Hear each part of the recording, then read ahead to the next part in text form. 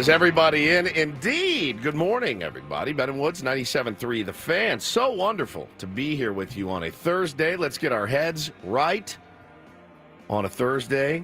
It's cabbage night or mischief night. We've talked about this before. Oh, yes, I remember that. Cabbage night. Cabbage I was night. very confused. I know you were. This last year You're we going to talked have to about it. re-explain I will. to people. I'll re-explain to people what cabbage night is. I'm Woodsy. Paul Reindl, executive producer of the program. Good morning, Paulie. Hey, how are you? Doing great. Ben Higgins, your friendly neighborhood sports anchor. Well, I mean, anchor's the right word for it. Holy cow. My God. We took a picture yesterday and inadvertently noticed that, my man is smuggling eggplant down there. And what's the number at, Paulie, right now? People that have seen that picture? And this is just on Twitter. Let me refresh it. Pull it up here. We are at 104.1 thousand views. 104,000 people. We don't even get paid for Twitter. I can't wear those pants anymore, it feels like. What do you mean? You wear those pants every day. I used to. Now I feel a little uncomfortable. What? Hey, everybody thinks that I'm, come on, let it rip. Let it rip. If that's the worst rumor that's ever spread about you, that's the greatest rumor of all time. No kidding. I mean, come on. Let it rip. We had another 4,000 people view it on our Instagram story. Really? Dude, you got to hear some of the names. All right, you get some the of names. Our followers. You get the names here, Paulie. Ben, here's the difference in you and I. If I had one pair of pants that made it look like that, I would then be on the phone with True Classic and be like, I'm going to need give me green, give me black, give me red, give me orange, give me white, give me tan. Did you order 14 pairs of True Classic pants? I sure did. I sure effing did. And here they are. Mm-hmm. And I'm going to wear them in all their splendor every single day. So Paulie's on Instagram. Yeah. Of all the people that have viewed your story, let's see. We'll start with Gary Woods. Hi, Gary. My father dad has seen it. Let's see here. Jake Peavy. Jake Peavy clicked our Instagram story. Jake Peavy. Oh, Diane Musgrove. Oh, no. This is Musgrove. Sweet little Diane Musgrove. Yeah. Jelani McCoy, former NBA champion we had. He's like, used to have right on the on. show. Yeah. Yaine Machado. Oh, no. Interesting. Sweet. Greg Garcia.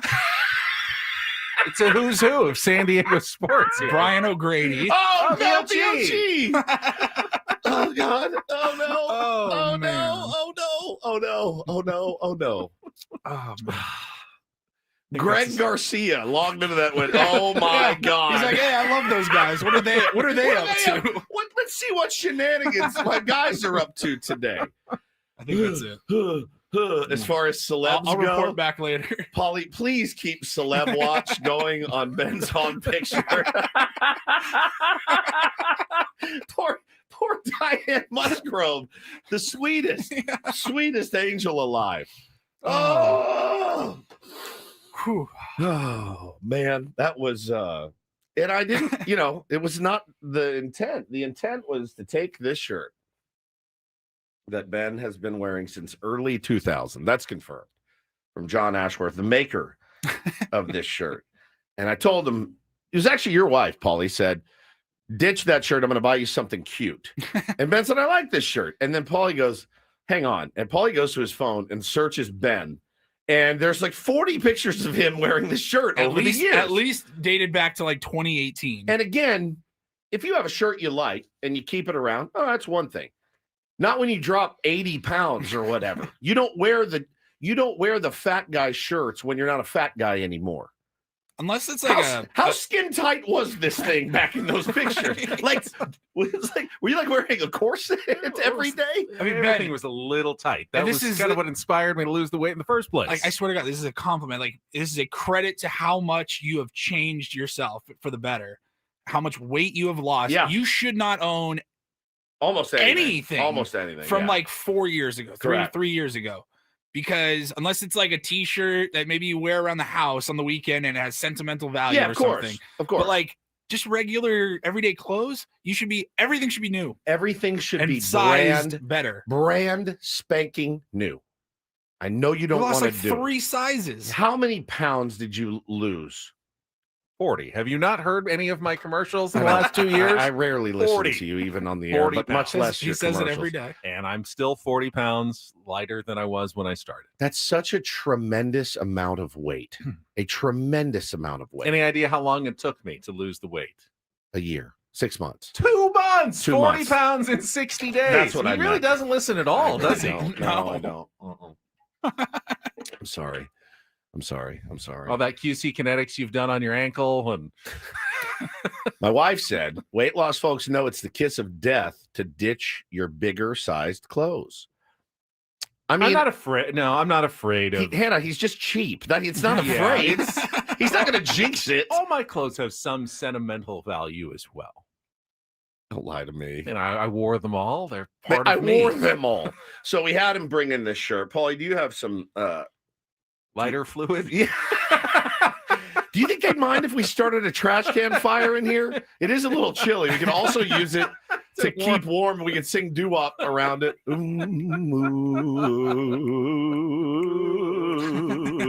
As we warm our hands in the still of the night. We're just warming our hands over Ben's dead shirt. So here it is. This Ashworth shirt. Do you have any final words you want to say? Yeah, I would like shirt? to just say goodbye and thank that shirt for many, many thousands of hours of use and wear. Yeah. You were always very comfortable. It's got stains on it. You were mildly stylish at one point in your life. Yeah, or early 2000. Yeah. You held your color pretty well for the first 10 to 12 years, which is great. Yes, now it's more of a dull gray. It's been a little faded in recent years, but not enough that I felt like it needed to be retired until I was publicly shamed yesterday. Correct. Well, should we give it away? I think some would say, but I think even people that needed clothes don't want a 20-year-old shirt. I think you can do better. Maybe even like a 10-year-old shirt. I was thinking more of like a tier 1 prize package. Oh, I thought you were talking about like to the homeless or something. Or the unhoused. Donate it. Please don't. No. Probably be better. But I think, again, a guy would be like, I don't even have a shirt, and I'd rather go shirtless than wear this used ass bacon neck faded shirt. So say goodbye. Oh, I got the wrong scissors.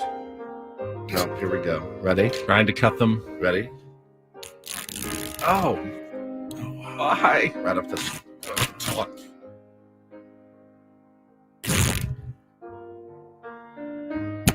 Rest in peace. Gone. It's gone. Could, it's never coming back. Let's cut a piece of it. You can wear it as a headband. If you don't.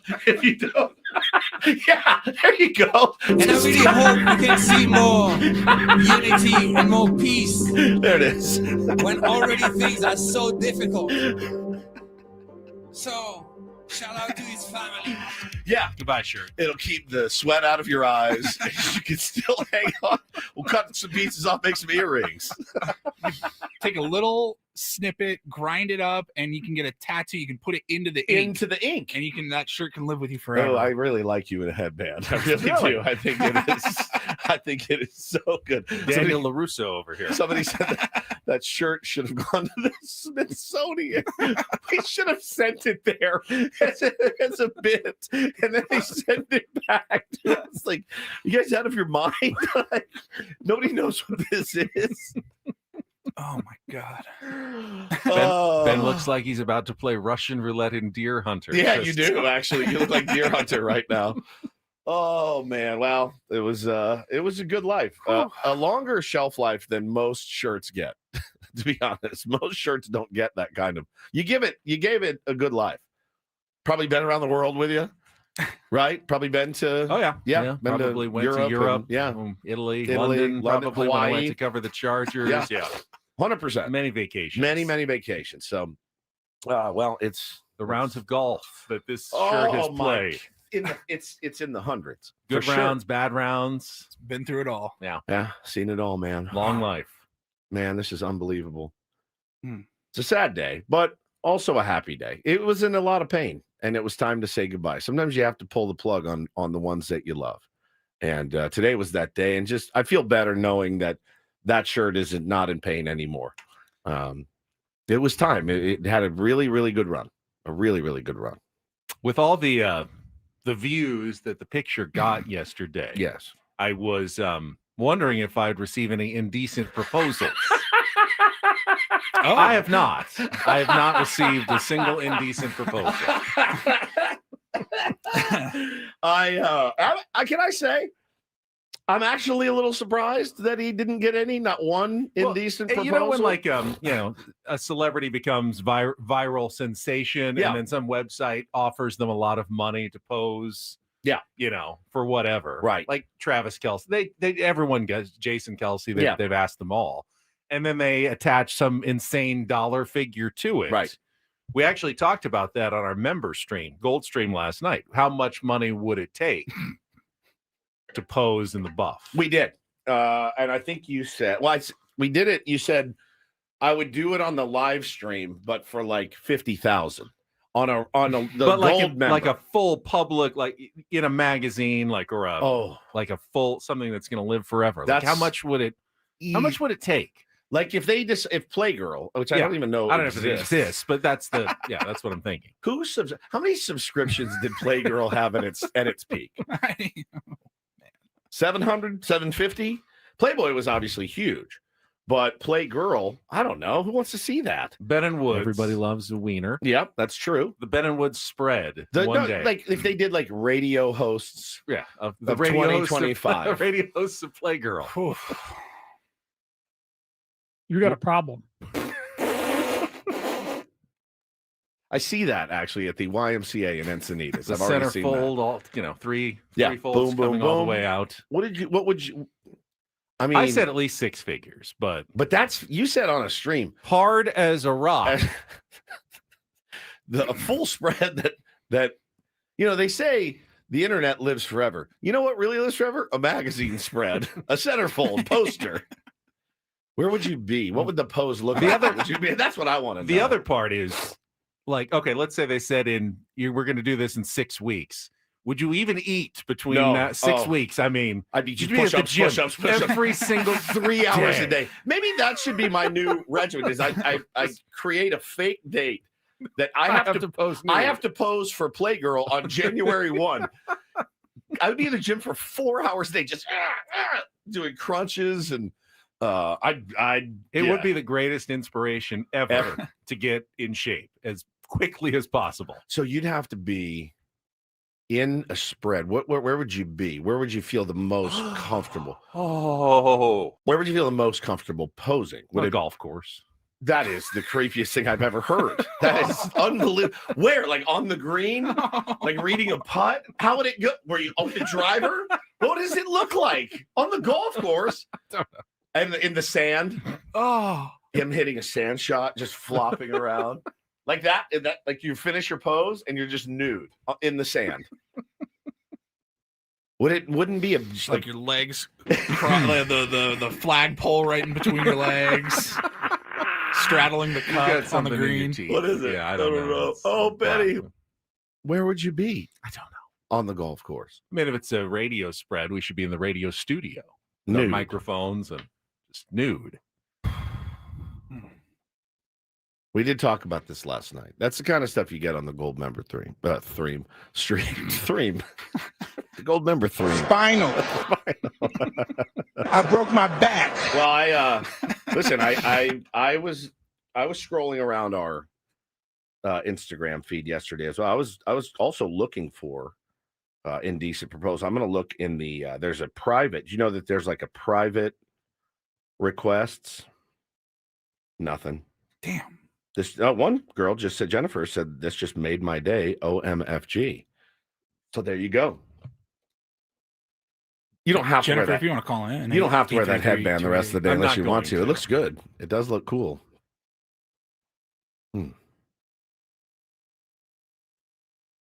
That was something else. That really was something else. It spawned from, just making fun of his shirt into now this reputation that you have across the entire county of San Diego. And I'm very, very happy for you. I'm proud of you for embracing it. And, we'll just see how much further we can get this thing to go. Don't really know that I want to see it go any further. Did anybody at your other work say anything about it?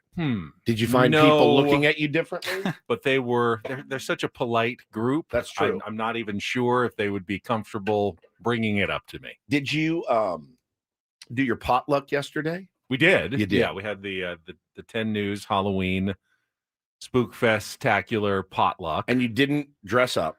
I did not. A few people did, but I did not. We're dressing up tomorrow. We are, yeah. The show, we will. As a show. Mm-hmm. I think people are dressing up today here. Yes, because no one's going to be here on Friday. But we'll be here tomorrow. So we will be here on Friday and we'll be here on Monday. The other people won't be. So we actually could have done it Friday or Monday, but they won't be here. Yeah, they went all out. That means nobody will be here on Monday for Ben's haunted birthday. House. There was a scavenger hunt.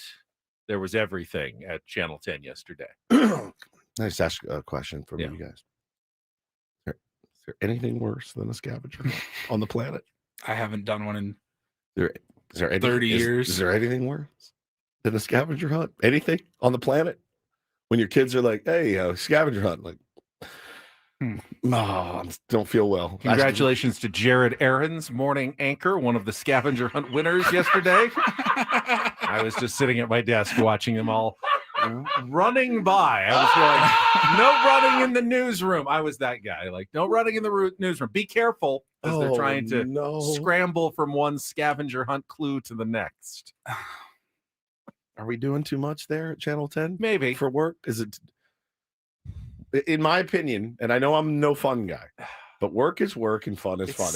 There's such a fine line between I know good camaraderie and environment and just going a little too far. I agree.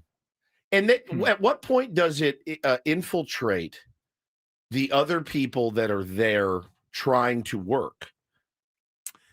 Right? Does that make sense? Because I didn't see a lot of work getting done yesterday. I mean, there was also a couple of people who were like me, like watching, going, we've got better things to do than this. I don't know. There are people still dying, criminals still out there. Like, we got stories to report on. Santa Ana wins. What are we doing here? We Santa Ana wins, and you're out there looking for, dude, where's the bottle cap? Who had the bottle cap? Did anybody find it?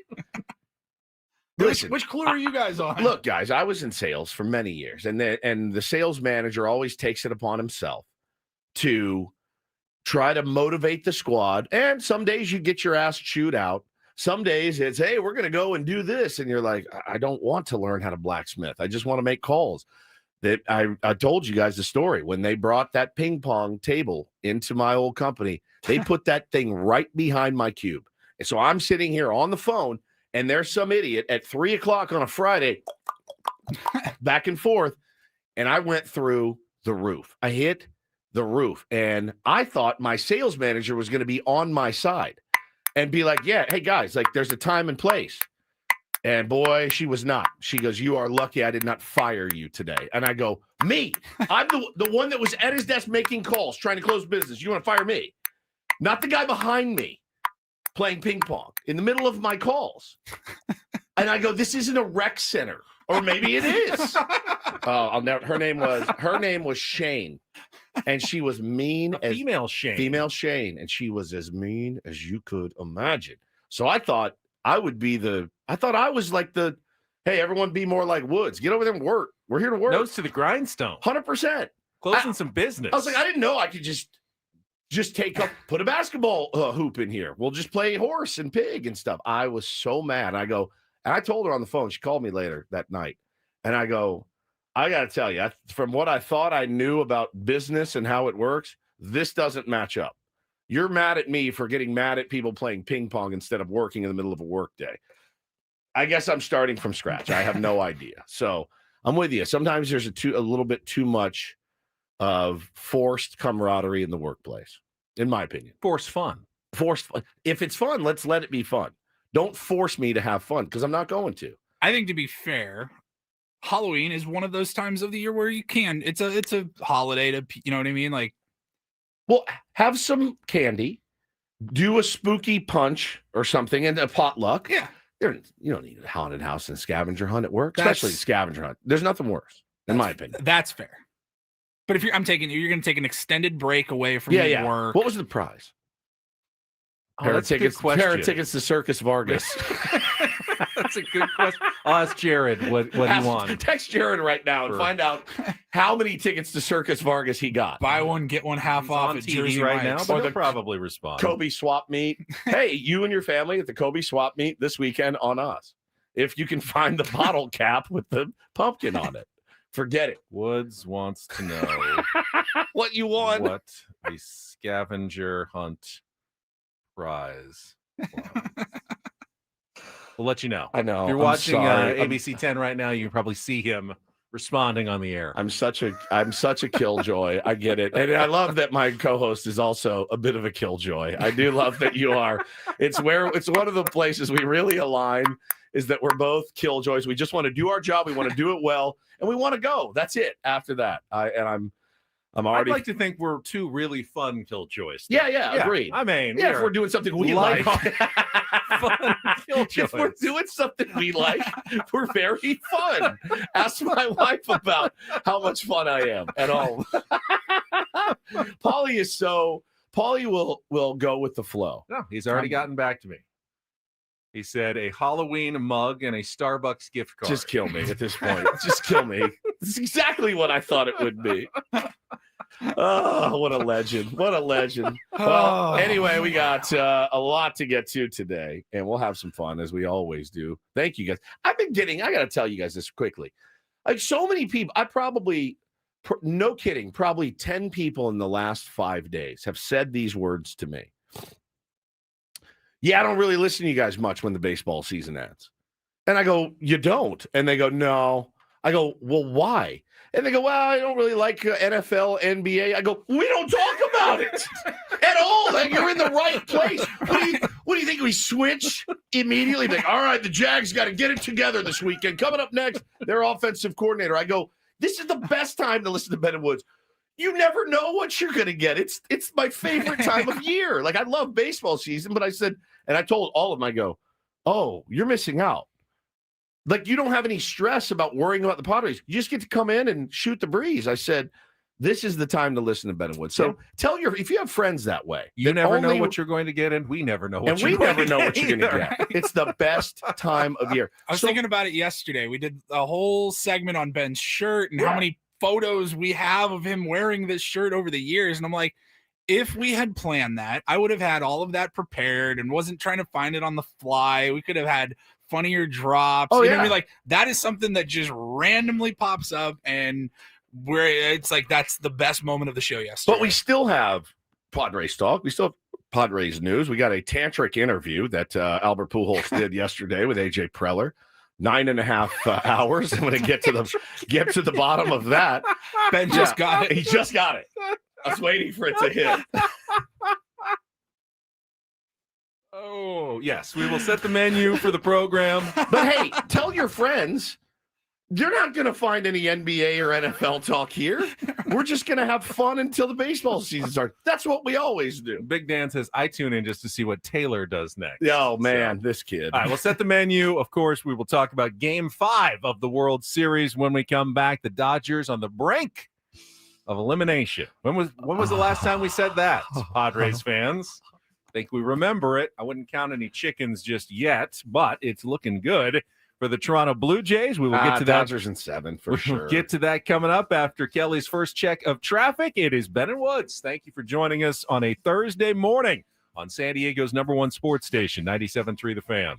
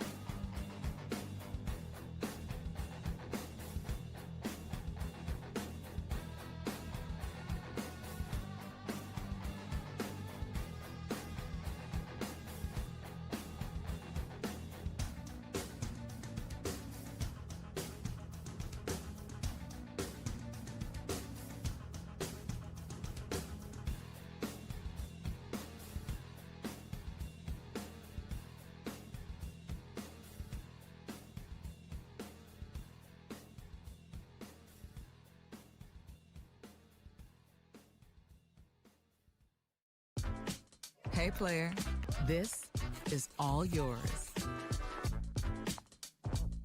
This room with this view.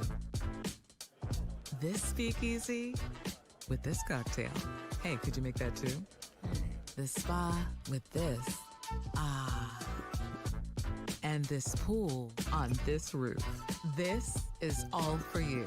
The all-new Hamul Casino Resort, now open.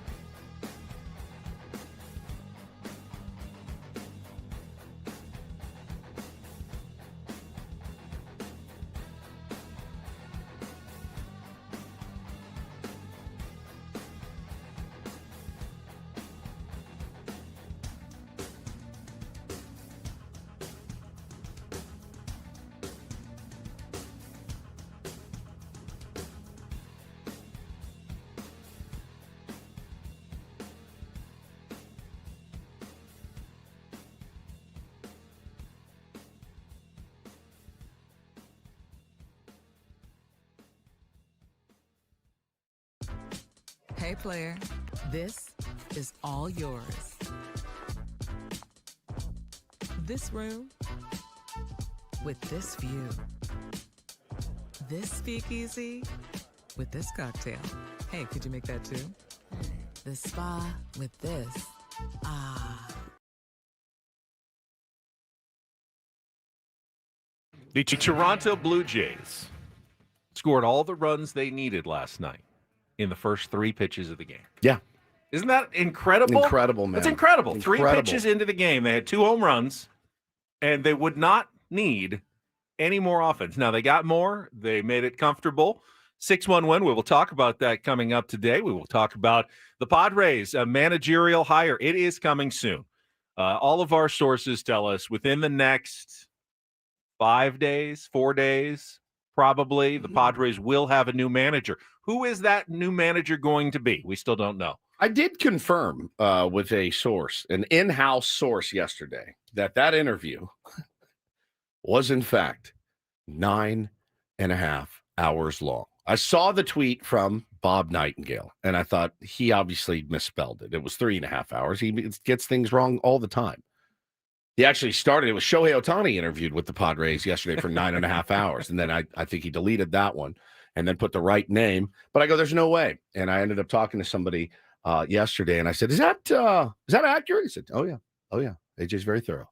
And I said, wow.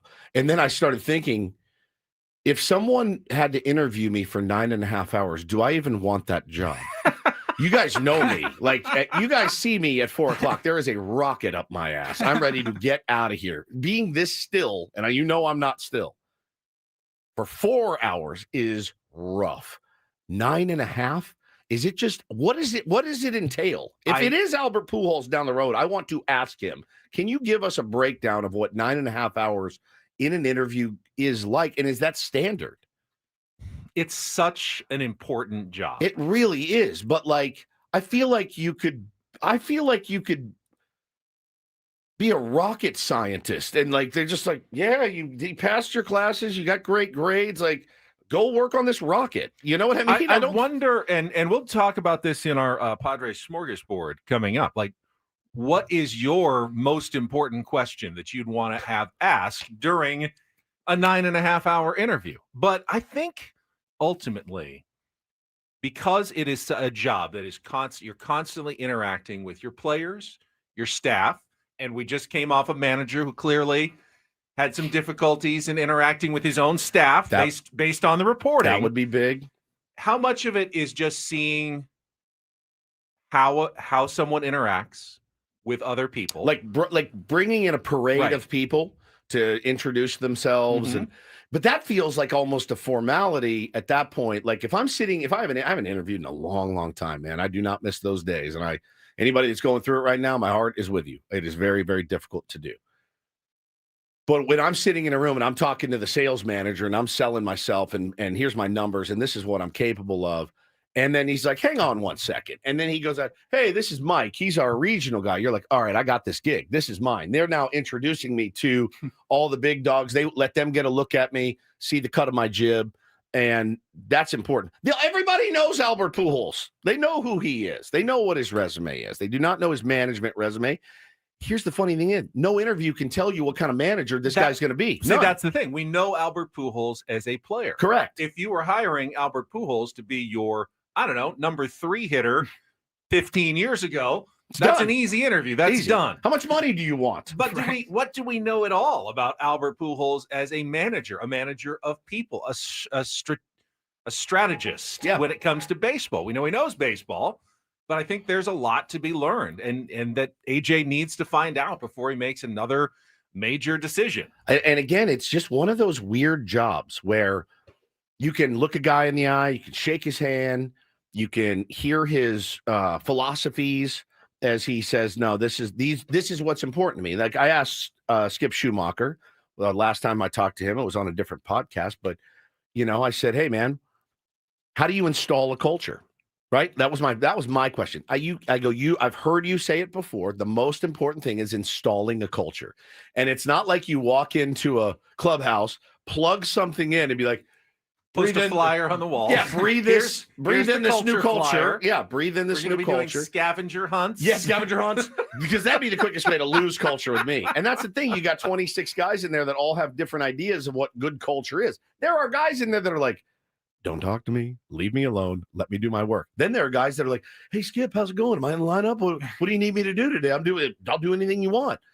Installing a culture. So I wanted to know what that looks like. Is it just texting everybody on the team? LFG, let's kick some ass, right? What does it look like? So that would be one I'd be interested in. Albert, what kind of culture will you foster in this clubhouse? It's also, remember, the Padres aren't the typical we just went 62 and 100. Correct. And we fired our manager. Correct. And we need a complete overhaul of the culture. The The- Padres are a team that won 183 games the last couple of The years. bar is high. And the culture is not necessarily bad on the Right. San Diego Padres. So Like the playoffs are no longer just good enough. you can't just throw everything out and start from scratch. You need to keep a lot of the things that have been working. Is this the first time in Padres history where that's happened, where you come in and the bar is actually high? And in a certain way, Albert Pujols makes sense coming off of Mike Schilt because, well, what organization did Albert Pujols come through and get his culture from? The same one that Mike Schilt was in for decades and developed his belief in culture. So there's probably a lot of overlap between what Albert Pujols believes and Mike Schilt believes in makes a good baseball team. Yeah, no doubt. Every day that comes out, like, and I read this, I'm like 9.5 hours. And then Katie Wu, our beloved, tweeted this morning that there will be no, hang on, I got it right here. The Cardinals do not currently expect Yadier Molina to be a part of next year's coaching staff, but remain open to finding a role for Molina within the org. That's the org that brought him along. That's his organization. But if they don't want him to be a coach right now, and Albert Pujols says, hey, come with me, be my bench coach, you do wonder if that would be something that you go, oh, okay, that gets me a little bit excited, because I think with those two dudes there, strategy is kind of handled. Attitude is kind of handled. Accountability is definitely handled, right? Which is, I think, is something that every team could use more of. And the Padres are no exception. I think that could sway me really in his favor. Not that I don't want Ruben Niebla. I think Ruben is my first choice. But it sounds like after a 9.5 hour interview, Ben, we need to maybe brace ourselves that Albert Pujols is going to be the next manager. Now, crazy things can happen. Maybe the money's not right. Maybe the contract length. There's a lot that can go wrong. But based on everything I heard yesterday, that went really well. I'm curious, after in a 9.5 hour interview, who's selling who? Because I feel like for most of us, the people that are just not making, millions of dollars playing an adult game, like, you feel like you're kind of selling yourself to your potential future boss. Right. Is Albert feeling that way? Or are the Padres like, we want you, like, we're selling the Padres job to you? Or is it just like, tell us why you should be the manager of the San Diego Padres? I think there's a little bit of both. I think there's a little bit of both. I don't think that there are any other teams that are close to hiring Albert Pujols right now. So I think he's still selling himself. If he wants to be a manager, he's selling himself on the Padres. The Padres ultimately are the decision makers with the power. And if Albert wants that job, he's trying to convince them. As notable as his reputation, his credentials are, as a manager, he doesn't have any. He's got a Dominican Winter League championship, one off season, 60 days essentially as a manager. He's got to convince the Padres that he can do this job. First and foremost, can you do this job? Can you do this? This is way different than managing a couple of weeks in the Dominican League. It's just way different. And it's different than being a Hall of Fame player, too. Yeah, it's way different, man. You're sitting at a scrum and you got people asking you questions about why you pinch ran and why you did this and why you did that. And, what's this guy's problem? Is he okay? What's the injury update here? It's involved. And you're texting players in the morning. Yeah. Like, are you how are you feeling? You got to start planning for your day at 6 a.m. But again, your day lasts until midnight some nights. One thing Skip said too that jumped out at me, and I saw this the other day from another manager that was doing an interview, and the first thing he talked about was his staff. And he said, you're just nothing without the right staff. You're nothing. And that's what made it so kind of obvious at the end of the year when I'm sure that from every manager. No doubt. Like, you're only as good as your staff. And when you hear how maybe some of the staff was treated last time. Alex Cora talked about it in the Red Sox documentary. Like, I remember he was glowing about his people around him. Like, that's what makes you successful. Yeah, that's true. And like, Ben is the only one with a great staff in here.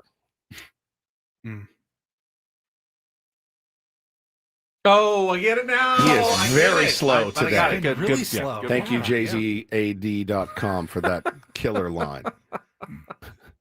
The staff master, Benjamin Higgins. Get used to it because this is the rest of your career, us making jokes until you finally just show it to us. All right, that's it. This is going to be it. It's real tough. It's a real tough one to wear. I get it. Yeah, we travel together a lot, but we keep to our personal spaces. Oh, big time. Yeah, we There's get no communal showers No. with the Ben and Woods crew. No, there's separate rooms. The whole thing. Yeah, the lag was crazy. It was. But no, if he builds the right staff around him, and those guys are all, I don't know why, man. Like the idea of Yachty and him together, I went, ooh, okay, that's that could get me pretty excited. Yeah. We did hear a couple of other names as finalists for the Padres managerial job. We will get to that coming up. First, this hour on 97.3 The Fan is brought to you by Toyota of Poway.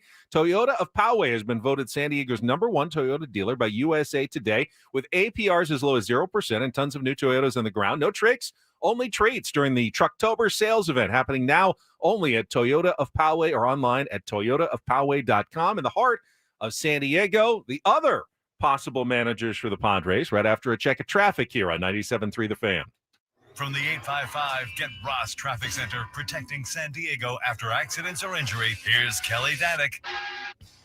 Traffic is sponsored by Robert Half. A couple things to mention here. Crash on northbound 125 before Lemon. It's got the right lane blocked. A possible brush or encampment fire southbound 5 before Palm Avenue. It's over to the right shoulder. At Robert Half, they found that 67% of companies want to increase contract talent. That's why the recruiters' expertise and award-winning AI work quickly to find the candidates you want. At Robert Half, they know talent. Visit roberthalf.com/talent today. I'm Kelly Danick with Ben and Wood, San Diego's #1 sports station, 97.3 The Fan. Quickly setting the menu for the program today. I know I promised you Eno Saris. Eno, can I share where Eno is? Why he can't join us today? Why not? Probably. He texted us. Why not?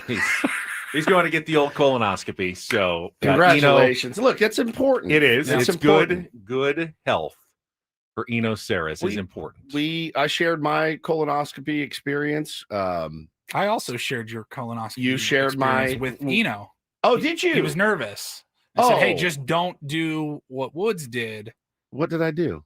Like when you sent yourself. Well, that's just the That was- Cologuard. that yeah, was that the was the Cologuard. Cologuard. The colonoscopy procedure. Yeah. He's already procedure. gone through the worst part, as Woods explained, which is the That was purging of the system before the colonoscopy. that would be yesterday for him. Yesterday, had one of the worst days of his life. That's why he's probably not all that That's- thrilled of getting up 'cause- early to join us before the colonoscopy Oh, today. yeah. I wished him good luck with everything and said good for you. And he was like, maybe I could do 7:30. No. I'm like, no, dude, No, no.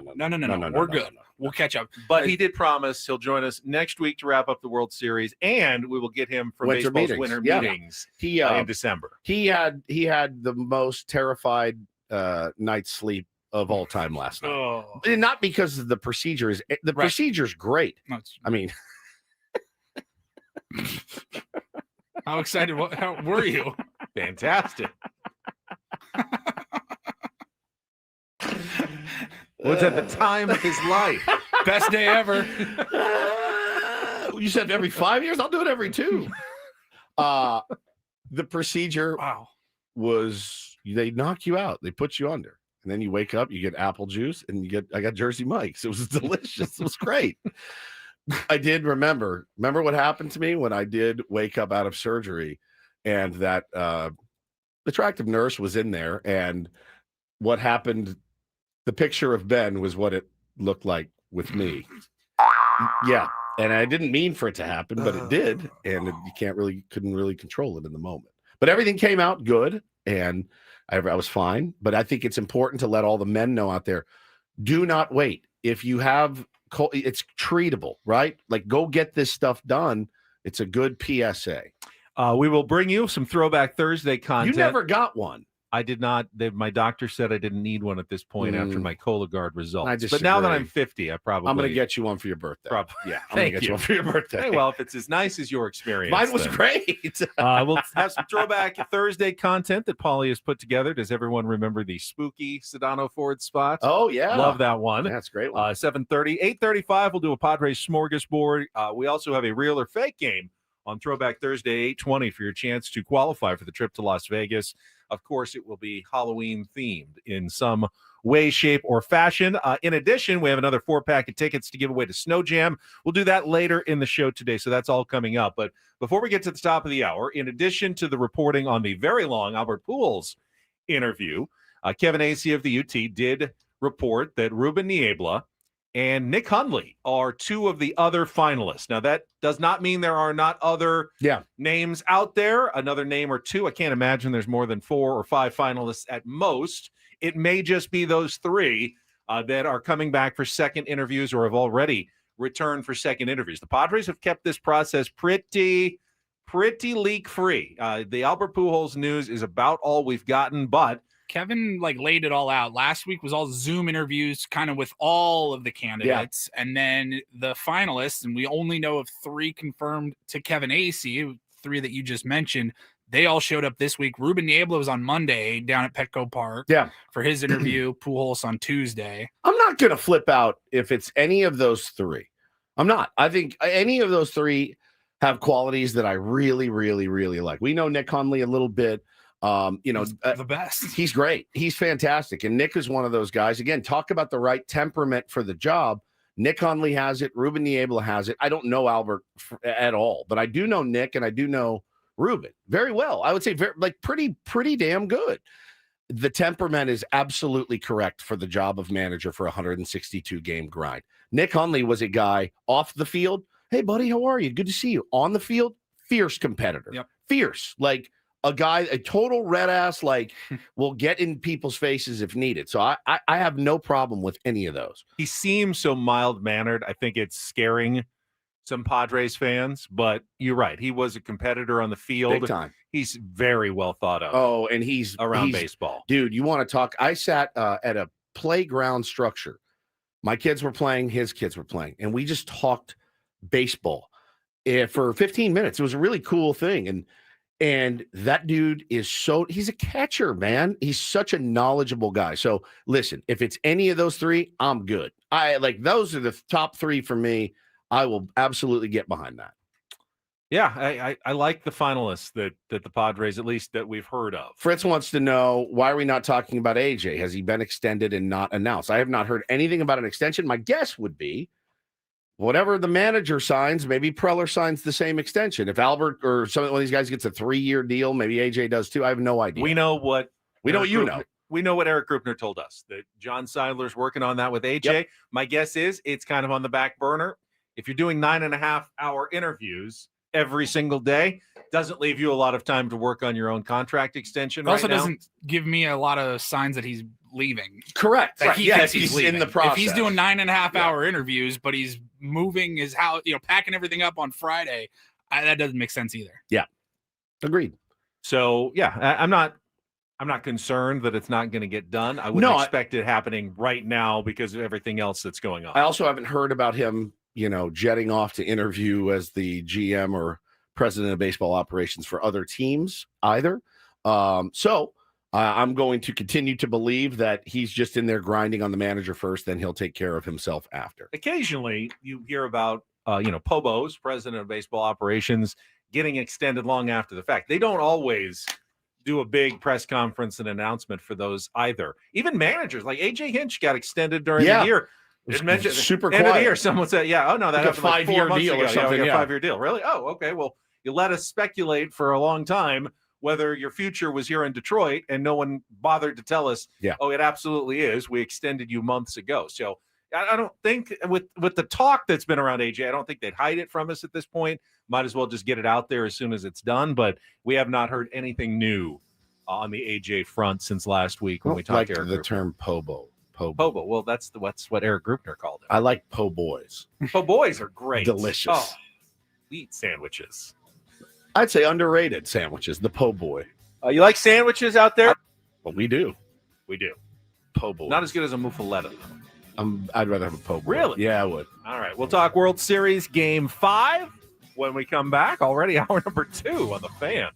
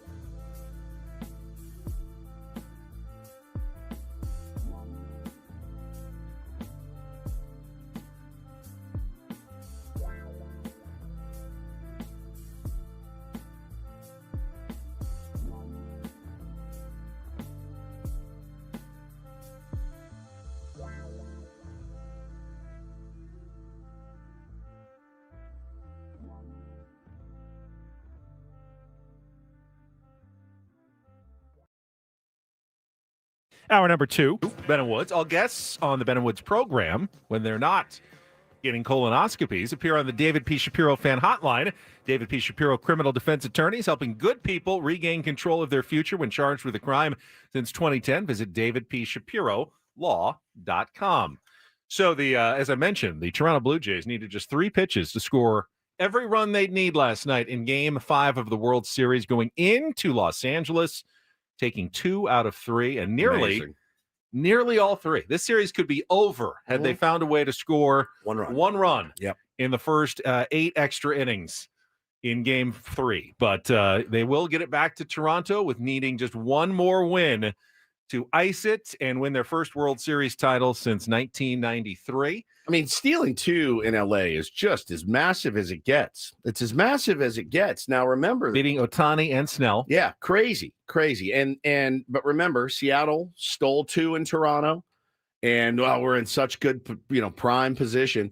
It just, anything can happen. And again, like I tweeted last night, yeah, I'm elated that Savage was a total beast last night and shut the Dodgers down fully 6-1. But if you're the Dodgers, you're still like, okay, we got Yamamoto. They're going to have to find a way to beat Yoshinobu Yamamoto on Friday. And if we can get through that game with a win, then we have Tyler Glass now, and we have Ohtani pitching out of the bullpen. Like, don't cry any rivers for LA Dodgers fans right now. There's a very realistic scenario that the Dodgers don't have to pitch anybody other than Yamamoto, Sasaki, Glass now, and Ohtani the rest of the series. That's the 4 guys. Like, if you're Blake Trinan, get your feet rubbed, dude. Get a pedicure. You're not going to be doing anything. Nothing. Unless it's a 15-1 lead. Yeah, if something's gone wrong. But you could tell Dave Roberts did not want to go to his bullpen last night. He hasn't all series. He left Blake Snell in to the 7th inning facing like righties because he did not want to go to a bullpen that he did not trust. Well, and then he was right about that. They were not trustworthy. But then what does he do? He puts in Enriquez, who has the big fastball, the 102-mile-an-hour fastball, but 0 control, and that was a disaster class. So it was a total disaster class at that point. But I think, if you're a Dodger fan this morning, number 1, Number 2, your offense is horrible right now. It's horrible. 1 for 14 from the top 4 in the order last night. Will Smith, I think, was the only one that had a hit. Mookie lost, Freddie lost, Shohei nothing. I mean, it was as bad as it could get. You're also not a great defensive team as well. Yeah, Teoscar Hernandez misplay. You spent the whole in right field, cost them a run. Should have just that was an easy just pull up, take the single, give Blake Snell a chance to get out of the inning. Instead, you played it into a triple. Took all the momentum of the one offensive thing you did in the Kike Hernandez home run. You pulled within 1. You got the crowd into it. Immediately deflate everybody again by allowing that runner to get to 3rd and then score quickly on the sacrifice fly by Ernie Clement in the top of the 4th inning. Yeah, it was. But listen, it starts and stops with Trey Savage. The guy was pitching in college last year, right? In college. He is 22 years old. He did, and I think you would appreciate it. Took away some of the attention from Shohei Ohtani last night because the Savage story of college, low A, high A, double A, triple A, 3 starts in the big leagues, and now 6 starts in the postseason, including a 12 strikeout performance in the World Series, is quite the interesting sequence of events for Trey Savage. The fastball was perfect. He located every pitch that he needed to locate. The splitter is unbelievable. He was outstanding. What did he end up with? 13 Ks? 12 Ks last night? Rookie World Series record, 12 strikeouts. They kept showing his dad and mom in the stands, and you're just like, what a moment. What a moment for the entire Savage family. Crazy to do that on that stage, and really pitch well against the Dodgers 2 times in a World Series is pretty nuts. They're also doing this, again, without George Springer, who remained out. John Schneider kind of gave, I think, a fake interview early in the game saying, he's swinging in the cages, and if we need him for an at-bat or 2 later in the game, I think that's just to plant the seed into the Dodgers. I don't think they were necessarily planning on, ever putting him in for at least 2 at-bats. Can he do a Kirk Gibson at some point? Probably, and go out there and swing a bat if you absolutely needed him to swing a bat. But you're not going to see him out in the field. You're not going to see him a full game running around the bases at this point. And you might not even see him swing. Who knows? With an oblique, which is what I think they said side injury, but it's an oblique. He may not even be able to swing. He may be a decoy at this point for the Blue Jays, but they did get Bo Bichette back this series. And we thought maybe that was great. We thought maybe that was a little too aggressive to try to bring him back after missing six weeks or more at the end of the year. But he had the one hit, but it was a big hit.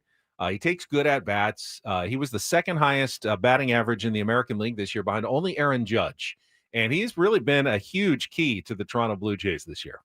Yeah, the cope that I saw last night was outstanding. I mean, if you're a Padres fan and you're living vicariously through the Blue Jays, guess what? That's okay. That's really, really fun. For as much guff as you've heard all season long, to have the Dodgers in this position is pretty outstanding. And a lot of credit goes to the Blue Jays. But, again, the Dodgers spent the entire offseason talking about how poorly the Yankees executed in the World Series last year and have gone out and they've done the same thing. They've had bad base running, they've played bad defense, and they haven't hit. The Blue Jays put the ball in play, and they're letting the Dodgers beat themselves. 4 wild pitches last night in a World Series game is insanity. It's insanity. And they're not getting the job done, man. They are not getting the job done. How big of a failure is it if the Dodgers don't win the World Series? Are you joking? Massive. I asked a question. Massive. I'm not joking. I'm just asking. Are you kidding? Question. Kidding what? How big of a failure is it? It's one of the biggest, if not the biggest. I don't disagree with you. I also want to give the Toronto Blue Jays their due credit. I'm not saying this is a total choke job. They won the most games in the American League. And in many ways, I know Milwaukee had the most wins in baseball, but I never thought Milwaukee was the best team. Toronto may have been the best regular season team in baseball. Sure. I remember when they played the Padres in Toronto in the first half of the season? They bodied the Padres 3 games. And that wasn't because the Padres were bad. The Blue Jays, when they're right, and they've been right for most of this postseason, are a very good team. They are.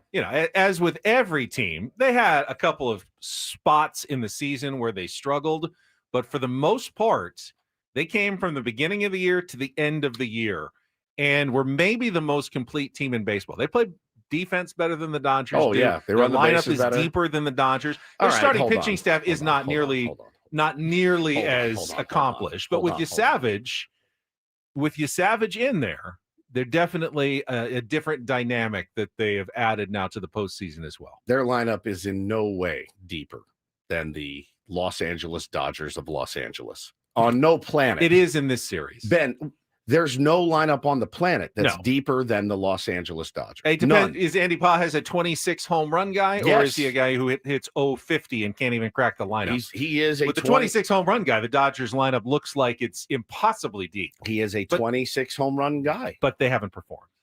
Sounds like a choke. It sounds like a choke to me. There is no deeper lineup than a lineup that you can.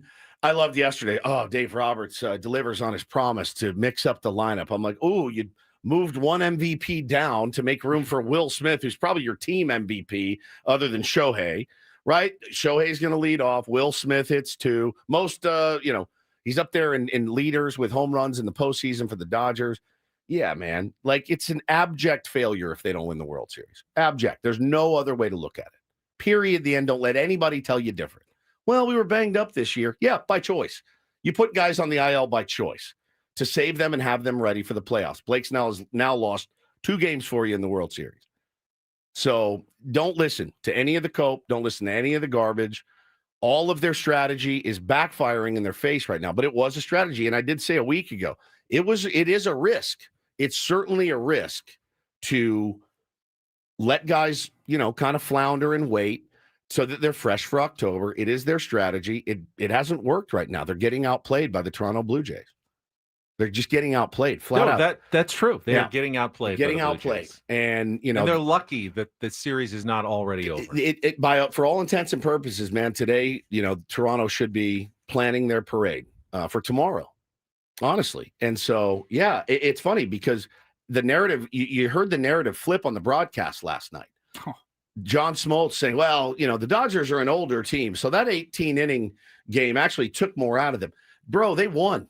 They felt no pain after an 18-inning game. I don't care how old you are. You won that game. You won that vicious 18-inning battle. It was much more deflating for the Much Blue Jays, more. And they came back and they punched responded them. well. Yes, they came back and punched you in the mouth. And Yep. it's not because they're young. It's because they're unafraid. You play an 18-inning game And you lose. and you are just, how dejected do you feel? Yeah.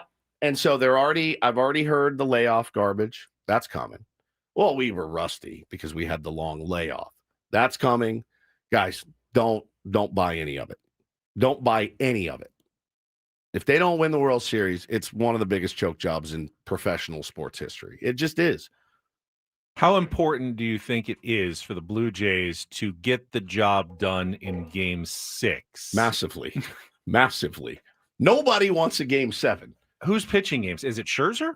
Are they going to put him back out there for I Game have 7? no earthly idea. Because they've got Gossman on the mound, but it's against Yamamoto, Correct. who's been the best consistent pitcher for the Dodgers. I damn near may flip it.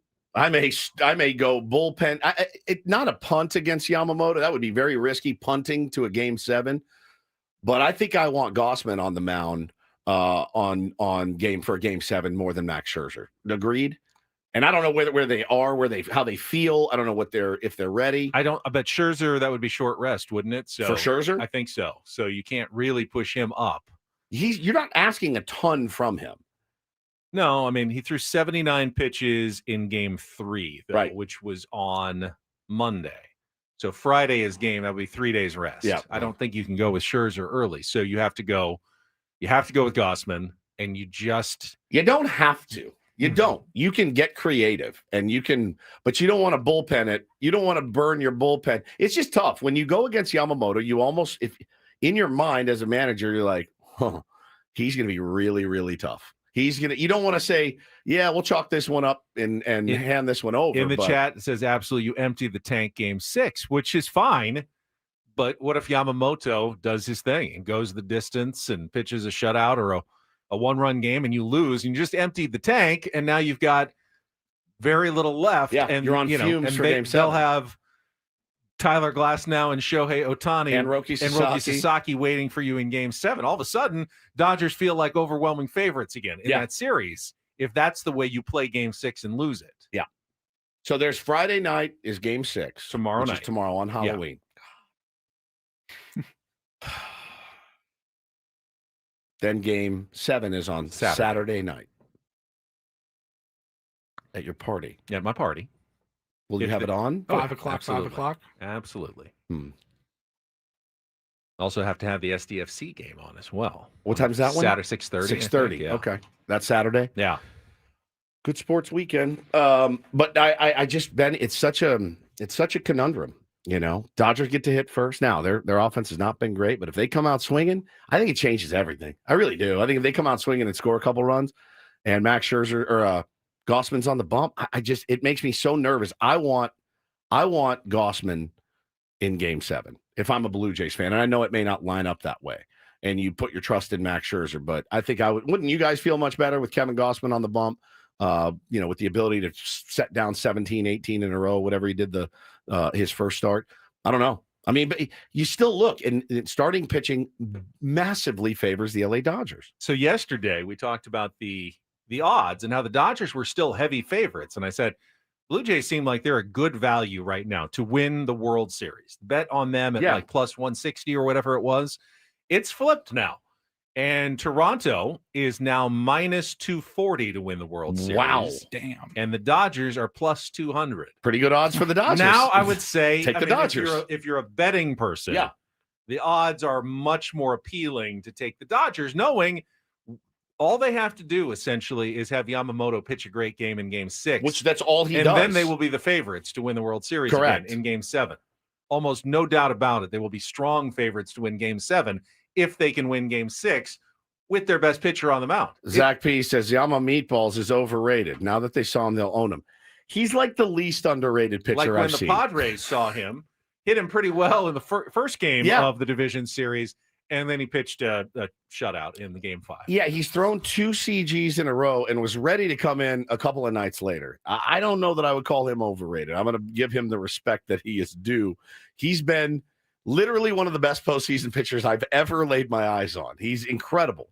Like in the lexicon of like the Kurt Schilling when he went, 2 games in Mad Bum, guys like that. He's been unreal. So if I'm the Blue Jays, yeah, man, it's really, really going to behoove me to try to figure out a way to get some runs off of him, By or the at way, least get his pitch count up. This is the first day since, I don't know, like February, when the first odds for the World Series came out, that the Dodgers haven't been the favorites. That is every single day insane. since the start of spring training until today, the Dodgers have been favored to win the World Series. Bananas. And now they are not. And it took that long. Yeah. 2 days, long. potentially 2 days, potentially 1 day left in the season. And this is the first time they have not been the favorites to win the World Series. Hence why it's the biggest choke job in the history of sports if they don't get it done. That's exactly why. Favorites every single day until today. Yeah, it's look, it's super, super enjoyable. Watching the Blue Jays is a blast. It's as good as it gets watching baseball. Watching Vlad Jr. be able to be on that stage.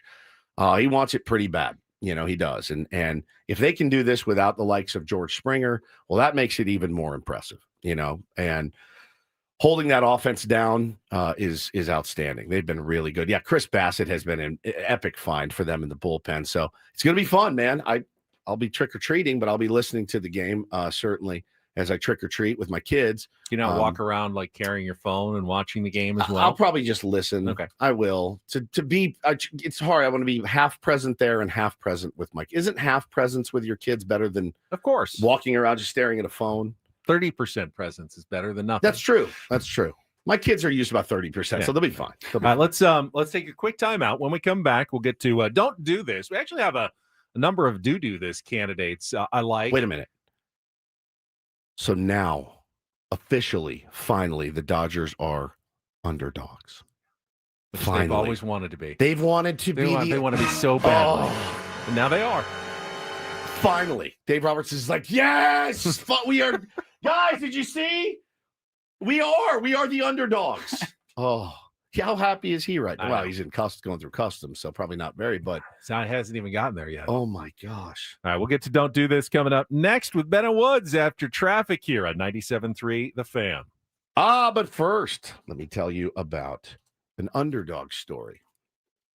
Mine, right? No, not really. I wanted to tell you about QC Kinetics. QC Kinetics was a total game changer, life changer for me. I thought about it yesterday. I went in to a buddy's facility, and I took a bunch of swings, kind of rebuilding my baseball swing from the ground up, and had a really great time doing it, and thought to myself after, I have no pain in my wrists, when the impetus for getting me to go to QC Kinetics was swinging a T-ball bat, and it hurt so bad I had to drop the bat, and I thought, oh, great, my coaching career is over, my playing career on the weekends is over. This is not the life I wanted to live. Went to QC Kinetics, got the treatment, and my life has been great, man. Playing more ball than I ever have, really. It's just been incredible. So at QC Kinetics, they tap into your body's own regenerative power. They use natural healing factors that help restore and repair damaged tissue, reduces inflammation, and it relieves pain at the source. So if you're out there right now and you're listening, I know you've heard me talk about it. I can't tell you enough how great that it is. Ben's dad's going, and it's working for him already. And they're doing something really, really cool. This Veterans Day, QC Kinetics giving back to our heroes. Veterans will get $500 off their treatment. And for every non-veteran who starts care with QC Kinetics will donate $500 to the Wounded Warrior Project. So you're taking care of yourself, and you're doing something good. It's a great time to book your free consultation. Call them today at 619-614-PAIN, 619-614-PAIN. Once again, 619-614-PAIN. It's QC Kinetics.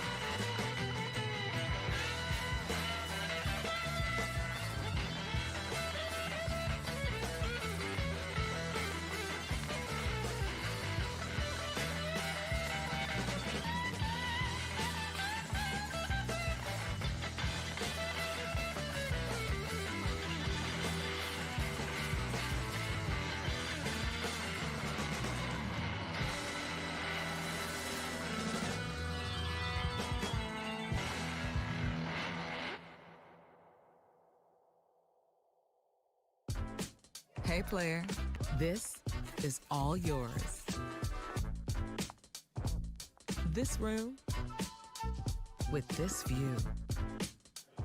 This speakeasy with this cocktail. Hey, could you make that too? The spa with this. Ah. And this pool on this roof. This is all for you. The all-new Hamul Casino Resort, now open.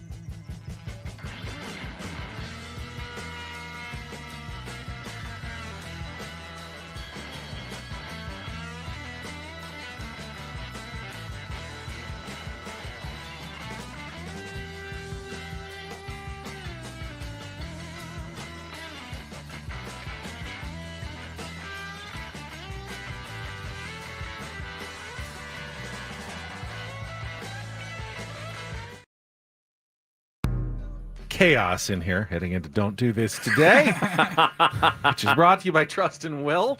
Don't. Leave your entire estate, house, kids, and life savings up to chance if and when you die. No. Set up a Trust Your Will online at trustandwill.com. This is a lot more affordable than you think, Joe.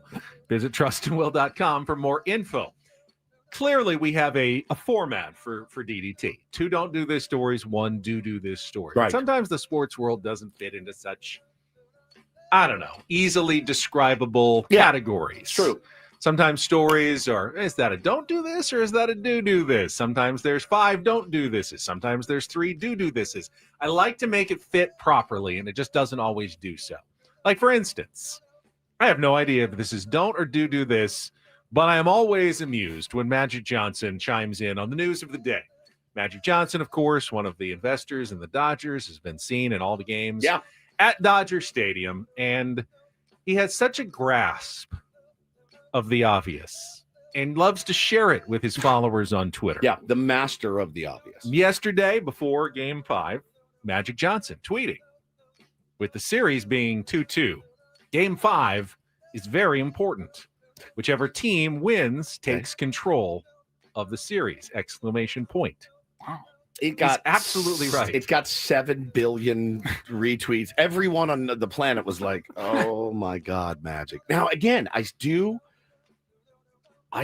believe that this could be an elaborate bit where he's like, "Hey, watch this." I really do. I believe in the power of the bit, and I think he's like, "Hey, I'm gonna get him real good." I really do. I think that there's. I can't. For the life of me, imagine So that it he's could like, be a do this. I think it's a bit. It's just an epic years-long troll. Yeah. And sometimes the mood strikes him just to tweet the most obvious. Yeah. Banal. Is it banal? Banal or banal? Uh-oh. I always thought it was banal. I thought it was banal. I think it's banal. You have a creepy mind. So I'm going to ask Paul for a ruling on this. I thought it was banal. How is banal? It is banal. I thought so. I've been saying banal. I've been saying what? You're just afraid of Banal. saying banal I think I am. because of what it rhymes with. Right. I think even in my mind when I read it, I'm like, oh, banal. It should be banal. Let's be honest. Banal. Banal. Banal. Banal. I'm gonna stop. I'm gonna make a policy, and I want everyone in San Diego to agree with me. Okay. It is now heretofore name. It is banal from now on. We can just change You're it. just changing it. I'm changing it. Banal. Banal. Banal. It's banal. Banal. Banal. Banal. Banal. Benal. Let's change it to Benal. Like you, Benal. You can be a bit banal at times. What does it mean again? It's kind of So lacking in originality as to be obvious and boring. like Magic Johnson's tweets. Are very banal. Benal. Banal. On my children, I thought it was banal. I really, really, really did. Speaking of children, this is an awful story that I saw yesterday. When Jeff Passan sends out a tweet and he's like, "This one's free, not behind a paywall," you're like, "Oh boy, Something bad yeah, happened. something very bad is happening." Feds are investigating the for-profit venture that the Major League Baseball Players Association runs. It's called Players Way. It's a Florida-based business. It spent at least $3.9 million while holding very few sparsely attended live events for kids. There was a whistleblower that said, "Hey, I work for Players Way, and I know we take in a lot of revenue, but we don't do anything for it," right?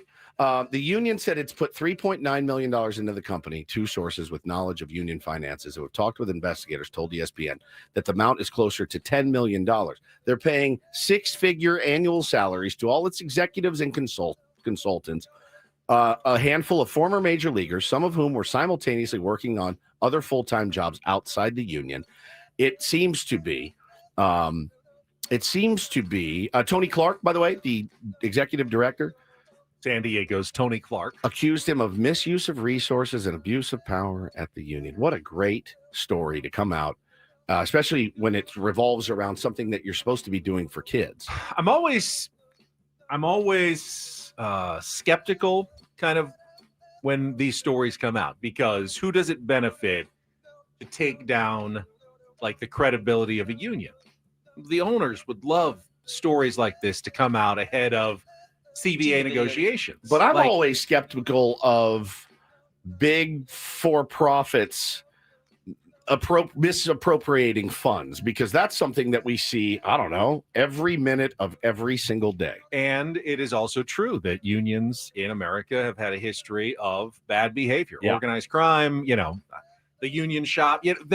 But it also is not a bad thing to have someone representing collective workers so they don't get abused by management and owners, someone who's fighting on your behalf. It's a good thing, but it just Look at does this. it does seem to always result in some sort of corruption. Look at this. Players Way lists its company headquarters at 13506 Summerport Village Parkway, Suite 226 in Windermere, Florida. It's in a strip mall flanked by a liquor store and a chain hair salon. But the suite is not a suite at all. It's a mailbox at a UPS store where an employee confirmed to ESPN that Box 226 is registered to Players Way LLC. This stinks. This stinks. Kids, not putting on the events that you said you would put on for kids, taking the money that you raised, putting it in your own pocket, paying six-figure salaries to consultants. Trash. That's a trash move. Trash move. Keep an eye on that one going God, forward. that's terrible. All right, finally, a little doo-doo this. DD mega doo-doo. Pretty magical moment last night, even without this incredible additional video. But Davis Schneider, who got the leadoff duties against Blake Snell yesterday for the Toronto Blue Jays, swings at the very first pitch of the game, takes it out of the park. Great. Amazing for Davis Schneider, who is apparently he's kind of their crazy man on the team. He looks it. Yeah, he's kind of the insane guy in their lineup. But his family was there, including his dad, who was sitting behind home plate at Dodger Stadium. And Paulie, he was wearing, You said Meta glasses, I didn't know that at the time. and he turned them on to record like the moment when his son is coming up to lead off a World Series game. Now, you're not going to probably record the entire game and every single pitch your son has, but he did record the first one, which is pretty I amazing. mean, I got to imagine his family comes out to the World Series. They're certainly not expecting him to lead off until, before the Springer injuries or anything like that. And then to get to live that moment, it was pretty awesome to watch from their point of view. Oh no! No way! No way! No! Oh my God! Oh my God! Oh my God! High five and the rest of the family You gotta members. be kidding me! You gotta be kidding me! Keeps it clean. That is electric. That's electric. And I then, can't even imagine. Davis Schneider was asked after the game about if he had seen that video yet that had gone, like John Boy posted, everybody posted the video. Have you seen the video that your dad posted of the reaction to the home run? Is that yet? AJ Cassavell? If so, what does it mean this Yeah. whole run to get to experience it with them? Yeah, I mean, his Meta glasses are they're kind of dumb. I don't know why he wears those all the time, but yeah, those are the glasses he was wearing. But it's great to have my family out here and get to experience the World Series. It's the first time being here, and we're from a small town in New Jersey, and they deserve it just as much as me. And couldn't be more grateful for them to be here. That's incredible. Amazing. Can I embarrass my kids by just wearing Meta glasses everywhere we go? How much do those things run? I think they're on like $300-$400. And what's the purpose of them? That I don't really know. Do they have a purpose? You can record like what clearly what you you see. can record what you see. Okay. I don't know if they have like AI technology where it can you can look at something and it can analyze it. Or something. It can give you like I'd like some of those. Look at business. It'll give you like the website and everything. I believe. When I got my new Can't you just iPhone, read the name of Yeah, the true too. when I got my new iPhone, it came with the new iOS whatever. And now I can you open up the camera and you set up the AI technology, Apple technology mode or whatever. I pointed the camera at my dog and it scanned her and it was like terrier mix or possibly this, the breed of dog. And you can do that with other things. You can just kind of zoom in on it. It'll analyze a very Star something hanging on the Trek-y. wall. Yeah. I know what I'm going to look at with my new Meta glasses. They're not X-ray glasses. I know exactly what I'm going to look at with my brand new Meta glasses. They look like they're anywhere from $250, $300, $400.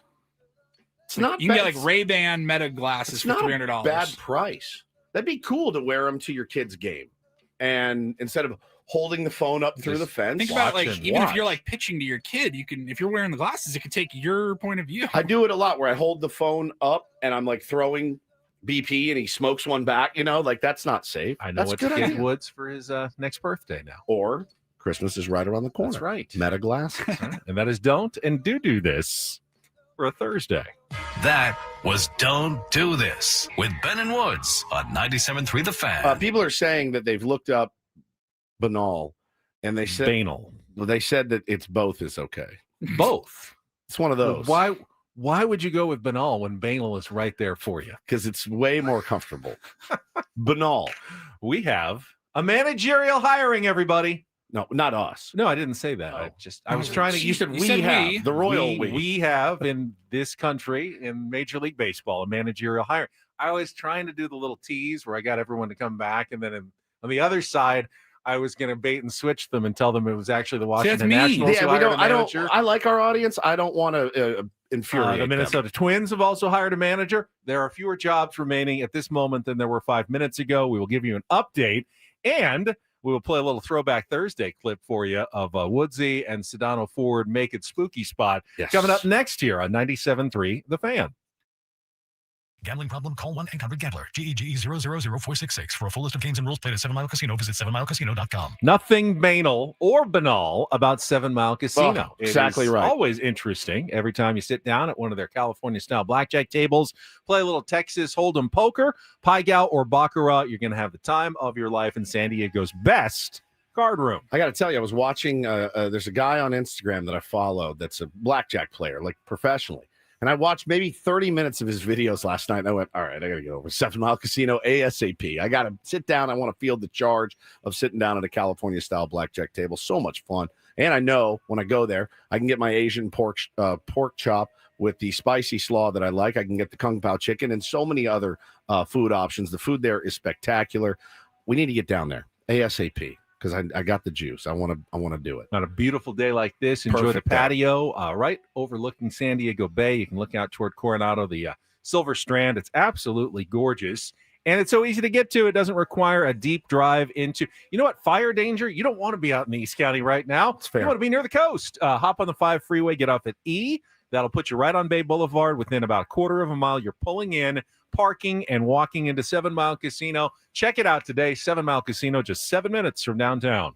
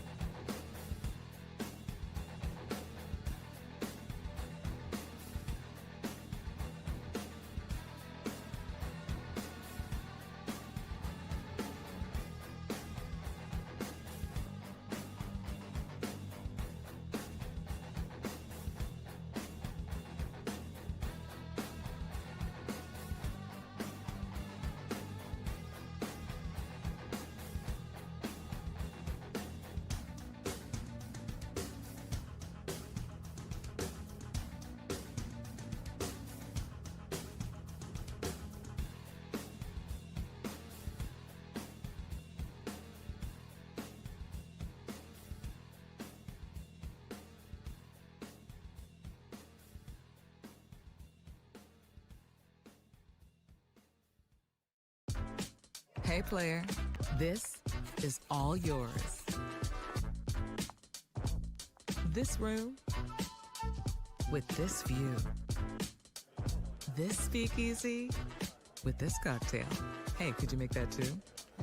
This spa with this. Ah. And this pool on this roof. This is all for you. The all-new Humul Casino Resort. Now open.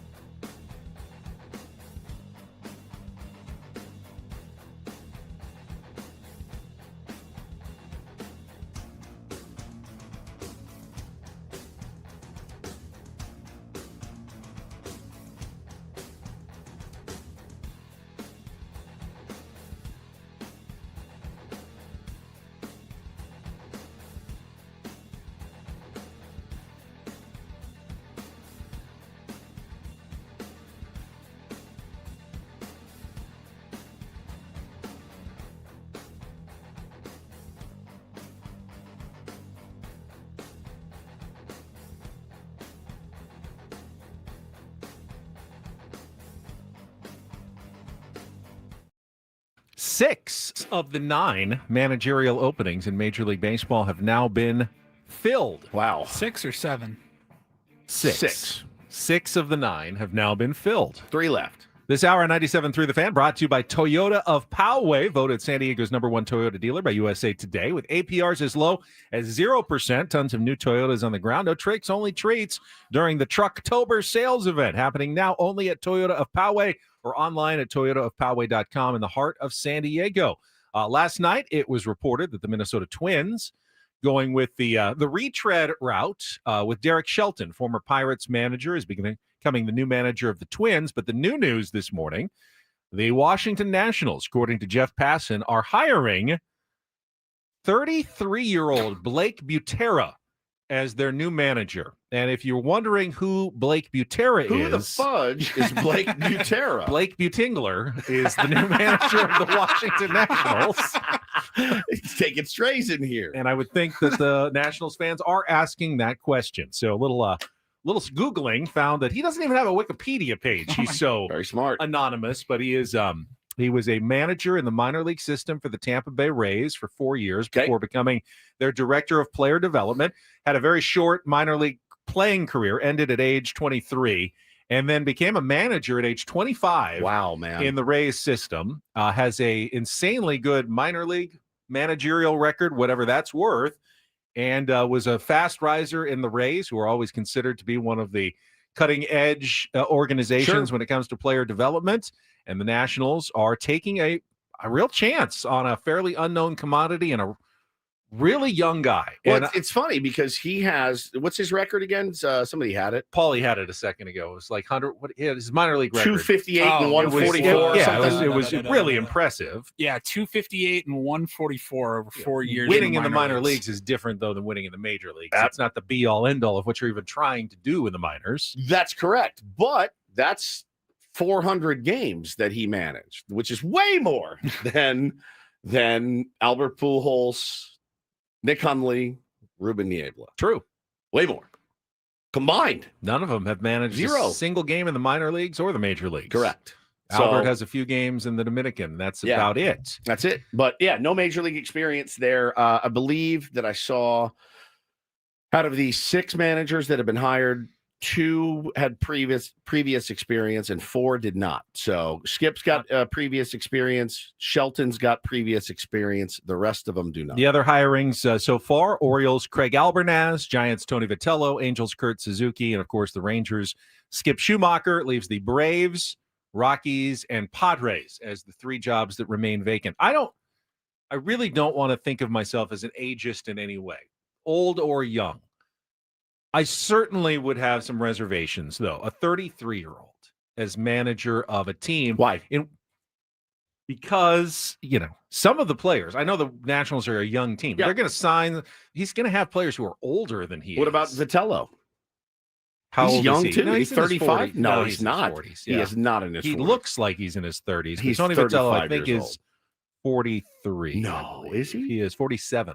He is? Yeah, he's a very young-looking 47. Does he do Botox? I don't know what he does. I thought he was 35 years old. He looks phenomenal. He's 47 years old. He's 47. He's 47. Oh my he God, is 2-3 years younger than you are.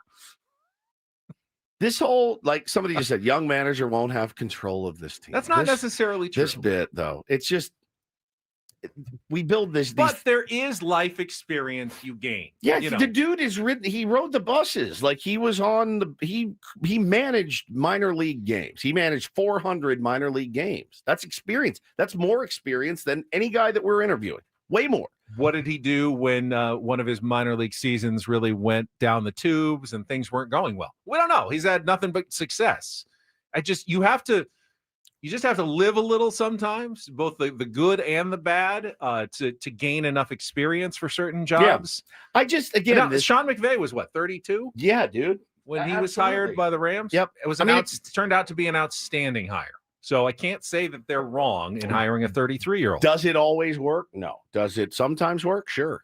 This whole thing of like this whole control the locker room thing. Listen, a good manager, a good leader. Adam's younger than us, Adam's a good leader. I listen to Adam. I do. Like he's younger than me. I do. Of course I do. I run things by him all the time. I bounce stuff off him more than you know. And he's young. I don't need some 70-year-old in here telling me, I've been around the radio battles before. Pass. I'd rather have a young guy that's got some, energy. I don't mind young guy. There's some young guys who like Stephen Vogt, I would consider a young manager, but he also had a playing career. He's gone through the trenches of the big leagues before and is still a young guy. This is a young guy who's like zero experience in the majors at all. Matt said, yeah, you bounce insults off of Adam. I do. But I also bounce a lot of ideas off of Adam as well. Hey, guys.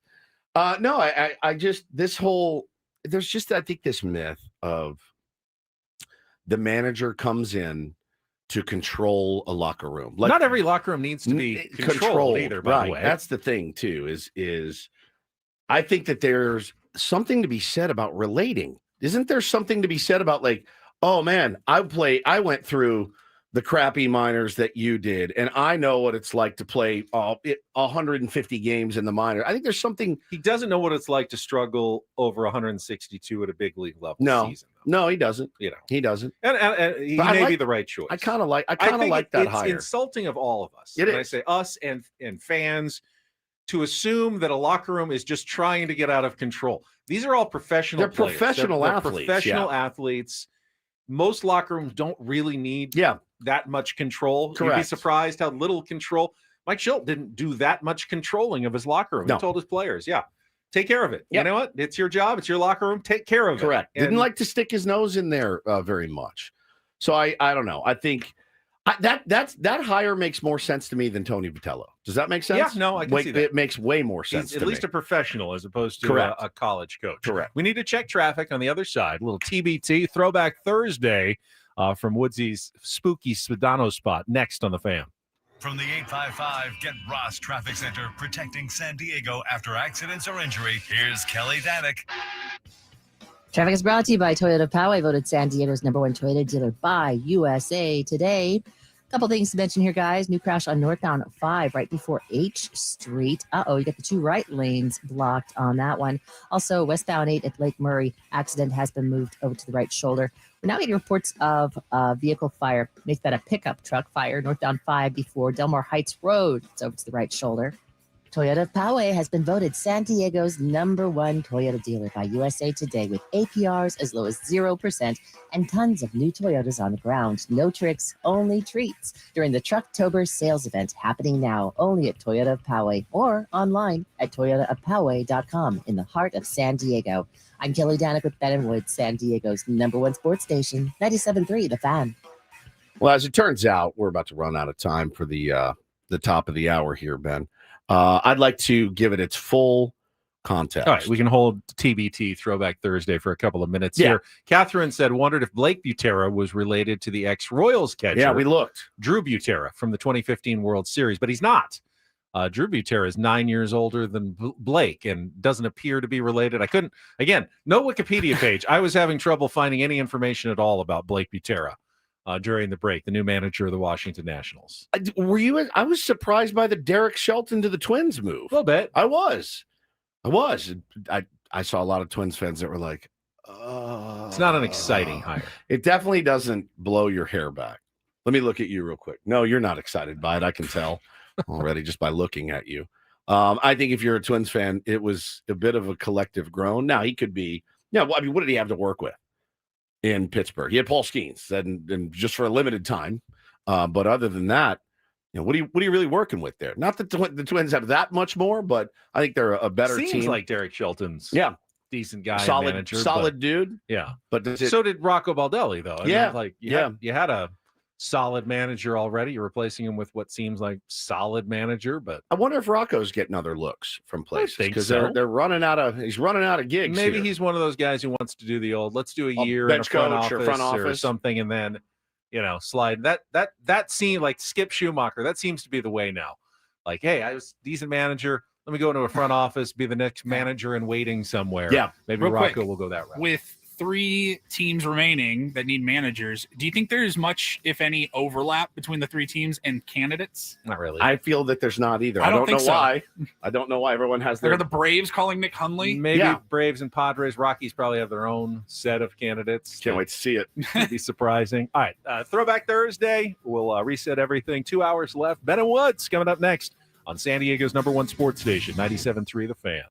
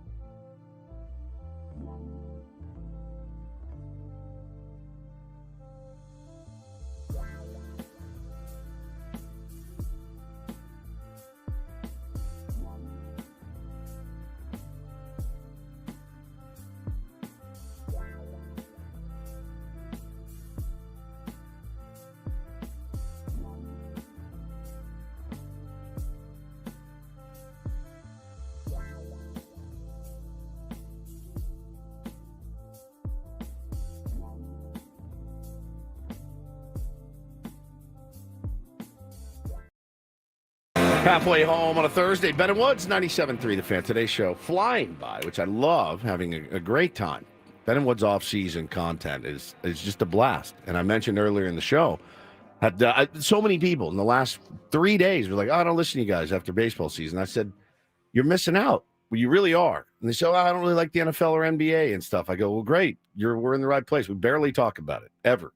You know why we don't? Because it doesn't move the needle. It just doesn't. Not in San Diego. It doesn't move the needle. That's why we don't talk about it. That's a little trade secret. If it did, we would. This is how it works. Got our football threesome coming up later today at 9:20. Correct. Also, some giveaways coming up. In just a couple of minutes, we're going to give away a 4-pack of tickets to Snow Jam. And we got San Diego State football tickets for homecoming on Saturday against Wyoming as the Aztecs look to improve to 7-1. I will talk a little football from time to time. Well, I like football too. And we do talk a little football. What I'm saying is you're not going to get 2 hours on it like you will on Padres baseball. You just won't. I want to give some credit where credit is due to Sean Lewis, head coach of the San Diego State Aztecs. He yesterday was on campus. I saw Kirk Kenny tweet this out. Saw this, yes.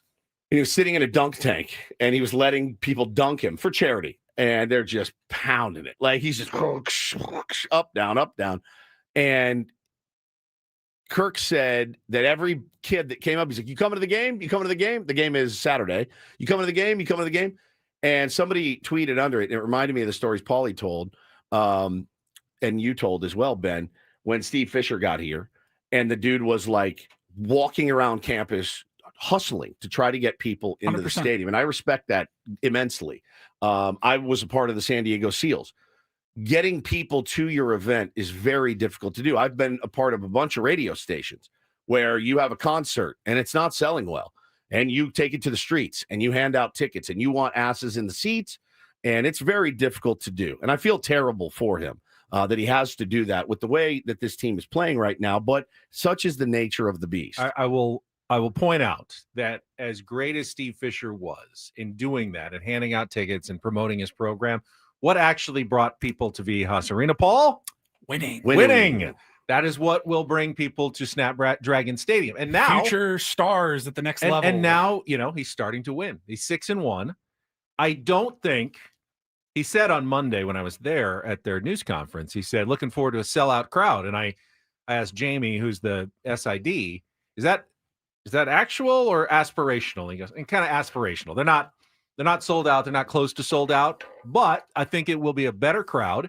It's homecoming and they're hot and they're playing well. Yeah. If they win this week and they win next week at Hawaii, I do think a sellout against Boise State is possible. Absolutely possible later in November. Look, man, that could happen. I respect the hustle. I really do. And I think, as somebody that has helped start a new radio show, you have to hustle, you have to work, you have to respond to every tweet, you have to answer the phone. It's very difficult to do, to build something. It's very difficult. So when I saw him sitting up there in that dunk tank selling his program, I didn't feel bad or embarrassed or like shamed. I thought, man, you do what you have to do.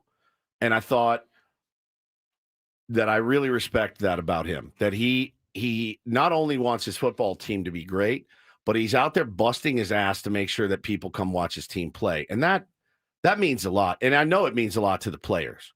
I can't tell you how many people hated this show, the Ben and Wood show, when it very first started.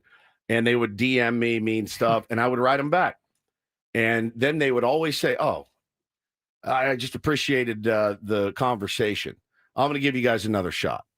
That's all I can ask for. And that's all Sean Lewis can ask for. Go out, see if you have a good time, give them a shot. And I wanted to do that because I really respect somebody that goes out and is trying to build something from the ground up. We've done it. It's very effing hard. It's very, very, very hard to do. And because you did that in the early stages, it opened up a world of lucrative endorsements to you. It did. We're all now making millions in NIL money. It did. Including your beloved Sedano Ford. Yes. I last year, right around this time, 2 years ago, right around this time, I got a request from one of our sales reps, and it was a Sedano Ford spot, and they put in little instructions. This kind of music in the background, upbeat.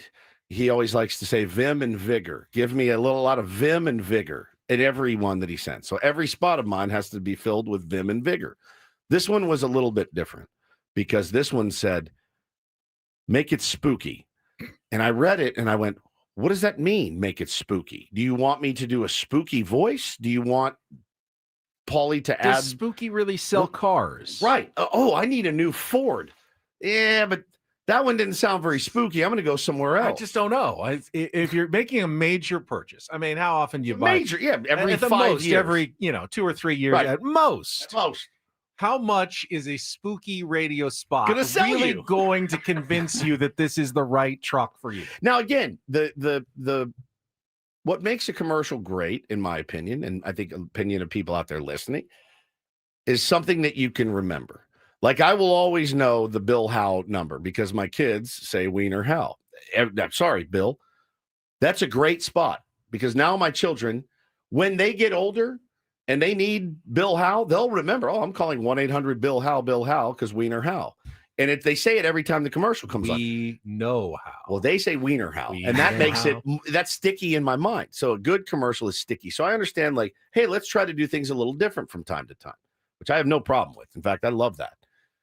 But when I saw Make It Spooky, I went, I don't know what that means. I don't know what it means. I ran it by Paulie.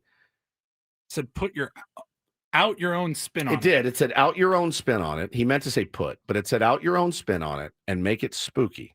So I went to Paulie and I said, hey, let's make the spookiest car commercial. Spookiest darn car commercial you'll you've ever hear. heard. Don't be scared. I just want to play a game with you.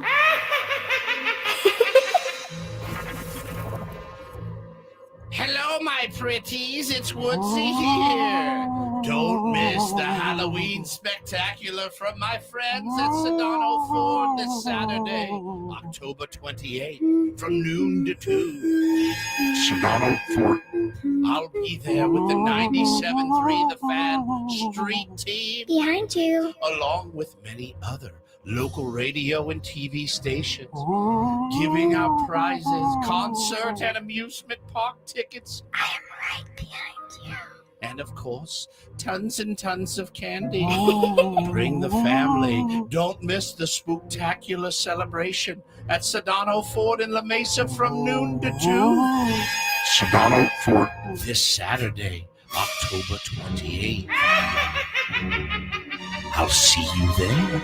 If you don't come play with me, then we will kill you. Yeah. Go check them out online as well, SedanoFord.com, SEDANO Ford.com. Let them know what's it, 97.3 The Fan sent you.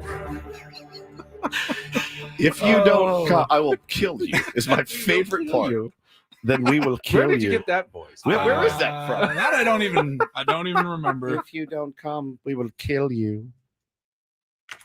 I'll see you there. If you don't come play with me, then we will kill you. Yeah.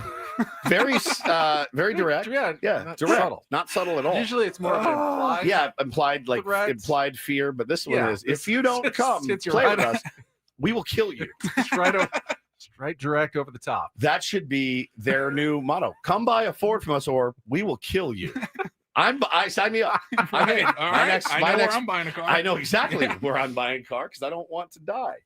But yeah, that was one of our favorite Throwback Thursday moments. Oh man. I wanted to play that for you guys. You don't necessarily like being told what to do, though. Not necessarily. Mm-mm. You like to come to things on your own. I do. Yeah. I do. I don't necessarily like the make it spooky and out your own spin on it. Just tell me what you want me to say. That's what I want. You tell me what you want it to say, and I'll say it in my voice, and which is why you hire me to do that. That was one of my favorites, though. I don't The like production value was through the charts. through the, Paulie. yeah through the roof. I don't think through the charts is Through an the actual off the saying. charts, Off through the roof, right? yeah. Yep. Off the roof. Mixed Off my the roof. metaphors. Yeah. So that was the spooky spot, and it, the sales rep got mad at us for doing Oh, that. yeah, He he was didn't very like upset. But hey, man, No one ever forgot it, though. no one ever forgot it, and we're still talking about it 2 years later. Guess what? We'll play next year. The exact same I thing. had management saying, "Can you send me that Yeah, segment that you guys did? I'd like to go back and maybe revisit that." With My some other people." biggest fear was that they were going to be like, "Can you do that for every Yeah, I was spot like, "This you ain't do?" that ain't happening ever again." It took Paulie like That took me like 6 hours. It's crazy. So worth it because it was so good. If Ben and Woods, if you don't come listen to us, we will kill you. We will kill you. Like it. By the way, I want to give away a prize right now. We got to start doing our giveaways. So this is your chance to win tickets to Snow Jam coming up at the Del Mar Fairgrounds, November 7th through the 9th. These passes are good for all 3 days. Plus, you're going to get a $100 gift card. Check out the giant expo of ski, snowboarding gear, apparel, and more. Be the fifth caller right now at 833-288-0973. Eighth caller at 833-288-0973. Remember, we put 0973 right there in the number so you'd never forget it. Call now. Paulie will take the winner, the fifth caller, and then we'll take a quick timeout. And when we come back, I'll throw out the numbers again for real or fake. Because we're going to do that in our next segment with a chance to qualify for the trip to Las Vegas. So stay tuned. We'll have real or fake coming up, and then our Padres smorgasbord at the bottom of the hour. What question would you be asking? The most important question in your Padres managerial interview. If you were the one talking to Albert Pujols and Ruben Niebla and Nick Hundley, we'll get to that. Let's flip it too, and do what question would you ask of the Padres? I like that too. Yeah, we'll do that coming up after traffic here on 97.3 The Fan. First, though, daily fantasy. The weekend is coming up. Chance to play daily fantasy with all your football favorites, college and pro, Saturdays and Sundays. Thursday night as well. Start setting lineups absolutely right now, and basketball every single night because basketball season has started as well. Prize Picks is the place to do it. You're just setting lineups against the numbers between 2 and 6 players in your fantasy lineup with a chance to win real cash on a nightly basis. You can do as little or much as you like. If you want to go aggressive, try to win big, you can put 6-player lineups together. If you want to go smaller, go 2 or 3, or do a flex play where you can put 5 players in a lineup, but you only need 4 to come through to win in any single day and any single lineup. Looking at tonight's board for football, we've got Tua, 1/2 of 1 passing touchdown. So pick more than that. That's the start of a winning lineup right there for you on Thursday Night Football. When you download the app to get started, you're going to get $50 in free lineups when you play your first $5 lineup simply by using the code KWFN. So type in KWFN, get $50 in lineups when you play your first $5 lineup. Check it out today. It's Prize Picks, where it's good to be right. Must be present in certain states. Visit prizepicks.com for details.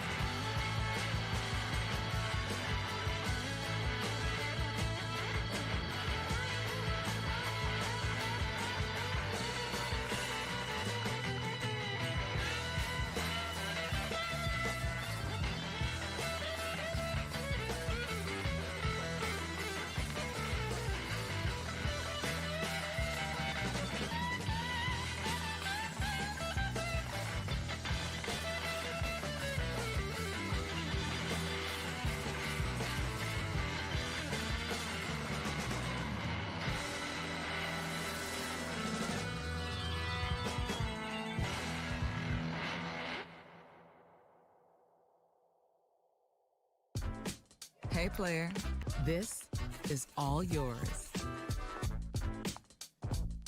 This room with this view. This speakeasy with this cocktail. Hey, could you make that too? The spa with this. Ah. And this pool on this roof. This is all for you. The all-new Hamul Casino Resort, now open.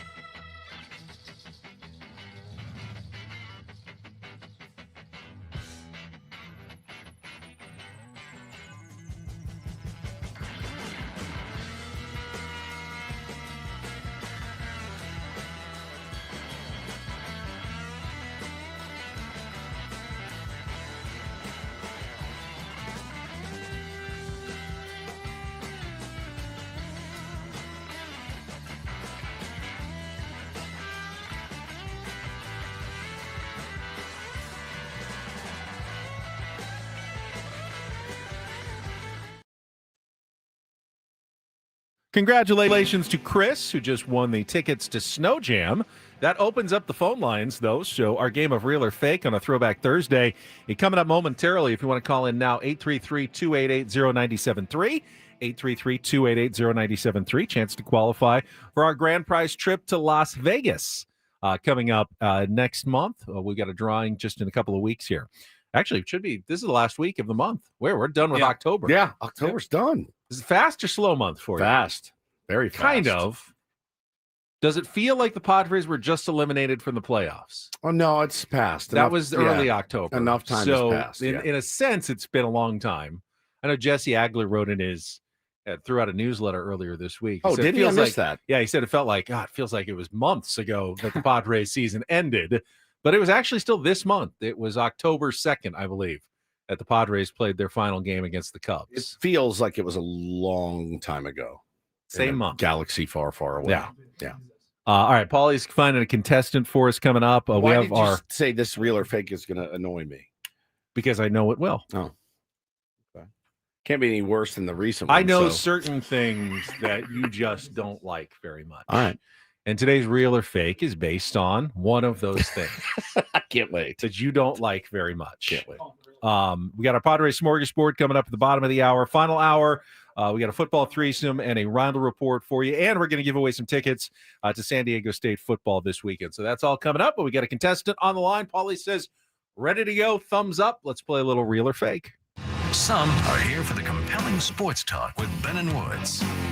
You can go plow through another donut.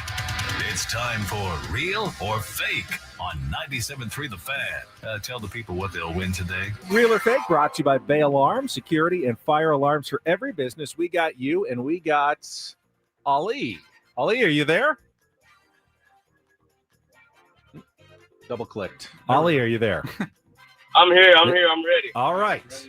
Ready to go. All right, so if you can get 4 out of 7 right, you will qualify for our grand prize drawing trip to Las Vegas to see Jerry Seinfeld at the Coliseum at Caesars Palace, April 17th. He's also got a show on the 18th. You'll get 2 nights stay at the Flamingo Hotel and Casino and a $100 gas card. You can get your tickets to Jerry Seinfeld at Ticketmaster.com. So here's your category today. I know Woods and his family get into the Halloween spirit every year.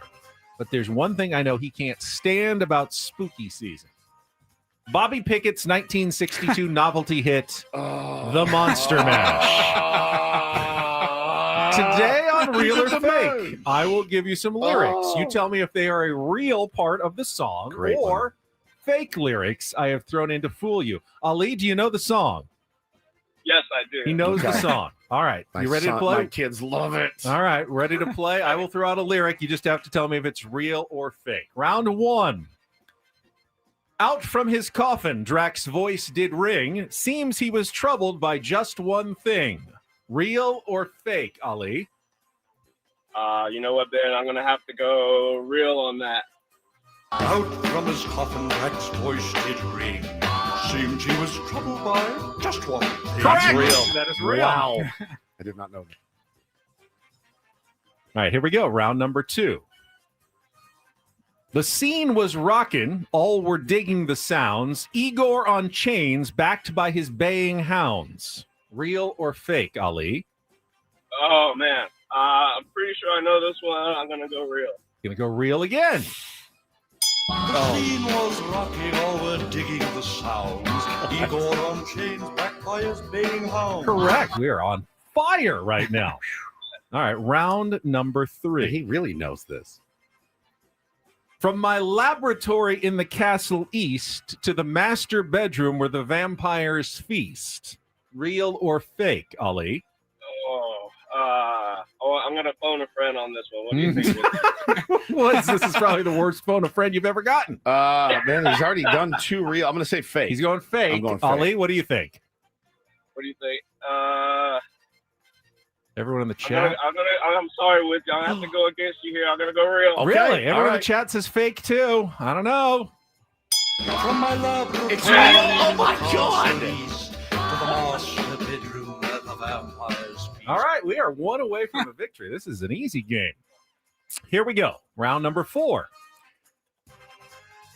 The mummy's unwrapped for a twist and a spin, and Frankenstein's monster just lost his grin. Sounds so real. That does sound very real. It does. What do you think, Wood? Man, he's gone 3 in a row. Real. Yeah, let's go 4 in a row here. Real. Real for the win! That one was fake. That was not in the song. Oh, you're all right. All right, here we go. Round number 5. You still are in great shape. The zombies grooved with a shriek and a slide while Dracula's date took a bite of his pride. Oh, I do not remember that. I'm going to go fake. Fake. It is fake! Very nicely done, Ali. You have qualified. Hang on the line, Paulie. I'll get your information. Oh, Woods. no, I just hung up on him. Oh, no. Call back, Ali. Call back. Oh, no. Woods, the Coffin Bangers were about to arrive with their vocal group, the Crypt Kicker 5. Fake. The Coffin Bangers were about to arrive with their vocal group, the Crypt Kicker 5. The vocal group, the Crypt Kicker 5. The zombies were having fun. The party had just begun. Fake. The zombies were having fun. The party had just begun. That was kind of a boring one, but Ali, call back. He's back. All right, we got a winner today on Real or Fake. Congratulations, Ali. Picked up Taylor from school yesterday. He goes, "Can you play Monster Mash?" I said, "No, I'm not playing Monster Mash. Sorry." 1962. That thing's been around for 63 Halloweens. Each one worse than the year before. He did the mash. He did the monster. The guy's voice makes me insane. Bobby Boris Pickett. Have you seen the video of him singing that song? No, there's a video of him singing. I think so. Like I googled Is he dressed up I in... saw it the other day, and I had to Google it, and it's like black and white, and the facial expressions that he's making while he's doing this voice makes it worse. I don't like it at all. All right, I'm gonna check that out. All right, I'll pull it up. Kids do love that one. They love it. They absolutely love it. There's no question. It's their my kids are no exception to that rule. Oh, wanted to throw out, forgot to mention it because it happened late last night, but the San Diego State Aztecs played a little basketball Sure did. last night against USD, and impressively, as it seems, I wasn't at the game, but they absolutely slaughtered USD in an exhibition game, and they did it even without Miles Bird and Magoon Guath, who both sat out last night. I guess Miles Bird's been dealing with a bit of an injury. Guath is getting closer. He's been cleared for practicing and is getting closer to returning. Don't know if he'll be available for the first game on Tuesday against Long Beach State, but they beat the Toreros 87-54 last night in their second of two exhibition games. Reese Dixon Waters, once again, was the leading scorer. He was in both games for San Diego State, which is a great sign after not playing the entire year. Yep. Come back, get in the groove quickly. I think that was something that Brian Dutcher is looking for. Had some of the freshmen get involved. LZ Harrington, one of his freshmen, in double figures in the game last night. They were up by as many as 38 in the second half. They pretty much ran the Toreros off the floor in game two of their exhibition season after, of course, losing to UCLA, 12th ranked UCLA, in their first exhibition game last week. So now it's on for real for San Diego State basketball beginning next week. Yeah, I can't wait for that season to get started, man. Always a fun watch. Looking forward to another college basketball There season. was Check out your screen here. Oh, we got Bobby Pickett. Yeah. Oh, there he is. There he is. From my laboratory. terrifying. From my laboratory in the castle east to the master bedroom where the vampires feast. The ghouls all came from their that creepy? abodes to get a jolt from my electrode. I want to go. I want to He's go got on the a- eyes He going. is Monster man. something. I want to go on a rabbit hole of that guy. Yeah. If I found out that he was a murderer down the road, it wouldn't surprise me. That was creepy. He looks like Ed Gein. Ed Gein I don't know who that is. is that serial killer. Oh. Everyone's talking. Did you watch it yet on Netflix? I have not gotten to that one yet. I heard my wife watched it and said it's one of the more disturbing things that you'll ever see. It's actually hard to get through. That's what I heard, and I was like, I don't know that I'm ready for it. At least not that time. Yeah. Guy at the golf tournament I played in over the weekend, obsessed with serial killers and killers. Great. It was like his passion. His passion. He was so excited because he had set up like a round of golf with OJ Simpson when OJ later in life, and like he had paid for it and everything. And then he got snowed in Dallas, like during one of those ice storms, and he couldn't make it out. I think they were supposed to play in Las Vegas, and he was so bummed because he never got to do it. It was one of his dreams in life, was to play a round of golf with OJ Simpson. And that is a. And then he heard where I was from in San Diego, and he said, do you know Scott Peterson? And I go, I actually do. Yeah, Ben, you should golf. I grew up with Scott Peterson. He goes, is there any way? I said, he's still in jail. in prison. No, they're not going to furlough him. I cannot set you up for a round of golf with Scott Peterson. I can tell you, he would probably beat you, though. He's a really good golfer. Not anymore. Well, I don't know. He's not getting to practice much, I would think. So I would say not at all. Probably not. But what do you think prison is? Do you think that you can bring your sticks in there with you and chip? It was I'll be chipping it was if a anybody needs me. weird obsession of wanting to play golf with murderers. Like it's one thing. It's one thing to be like, hey, I'm fascinated by, because there's a couple things I'm fascinated with the Cecil Hotel. Fascinated, which was home to murderers and Richard Ramirez always scared me. Manson, I was always interested. I read books and watched documentaries and movies. But if you said, Woodsy, how'd you like to go on a canoe trip with Charles Manson? I would say, I'm going to pass. I have no desire whatsoever. You and Richard Ramirez have a picnic. Hey, Jeffrey Dahmer wants to go play a quick 18. Yeah, you in? You He later? told us that they gave him all kinds of rules for his round of golf with OJ. Who's including they? Certain things. Don't ask him about the murder. Don't say certain phrases like, don't go like, well, that was a wicked slice. They told him not to say that during his round of golf. You really cut that ball, didn't you? Don't say any of those things. Straight as a knife's blade. Don't say it. You are killing it. Isn't today, that man. isn't that interesting? Me and Charles Manson paddling down the Colorado River. He's behind me, looking over. You're like, my are you even paddling back there, buddy? Can you get your ass in gear, bro? I know you're very slight, but I don't want to do all the work.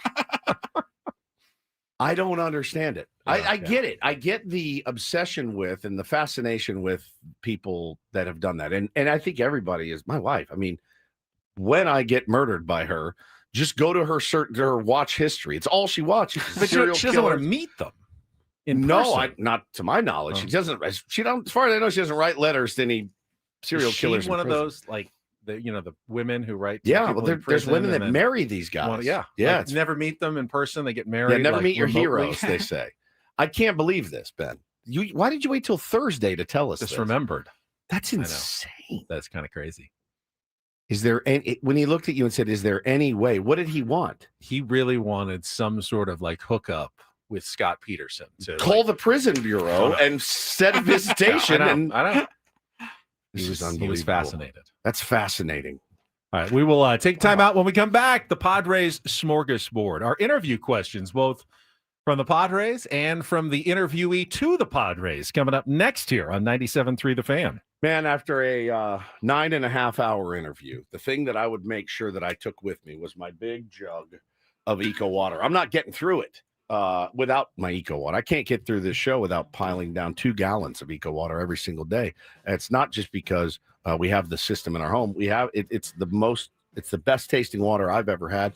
And yeah, like I Woodsy, water is water. It really isn't, man. Once you taste Eco Water, you will not go back. You won't want to. Paulie tried it. His wife, Megan, tried it. It's unbelievable. It really is. Like, you can taste the difference, and you can certainly feel the difference. You can see the difference in your home because I don't have the green gunk all over my shower head anymore. I don't have hard water anymore. I didn't fill my water bottle up this morning before I left my house because I was empty, and I knew I could just get some Eco Water here at the station. It's nice. I waited. Nice and cold. It's worth it. It's that much. It's worth it every single time. They also have really great technology. I know that's important to a lot of people. The first with remote monitoring, first with Wi-Fi and leak detection. But for me, it always comes back to the taste. And everybody in the family loves it. Try the Soft Life and alkaline water now, just $9.95 a month, 760-350-3338. Or visit ecowatersocal.com. Let them know Woodsy sent you. Not everything in life should be hard, especially your water. Keeping it soft since 1925, it's Eco Water.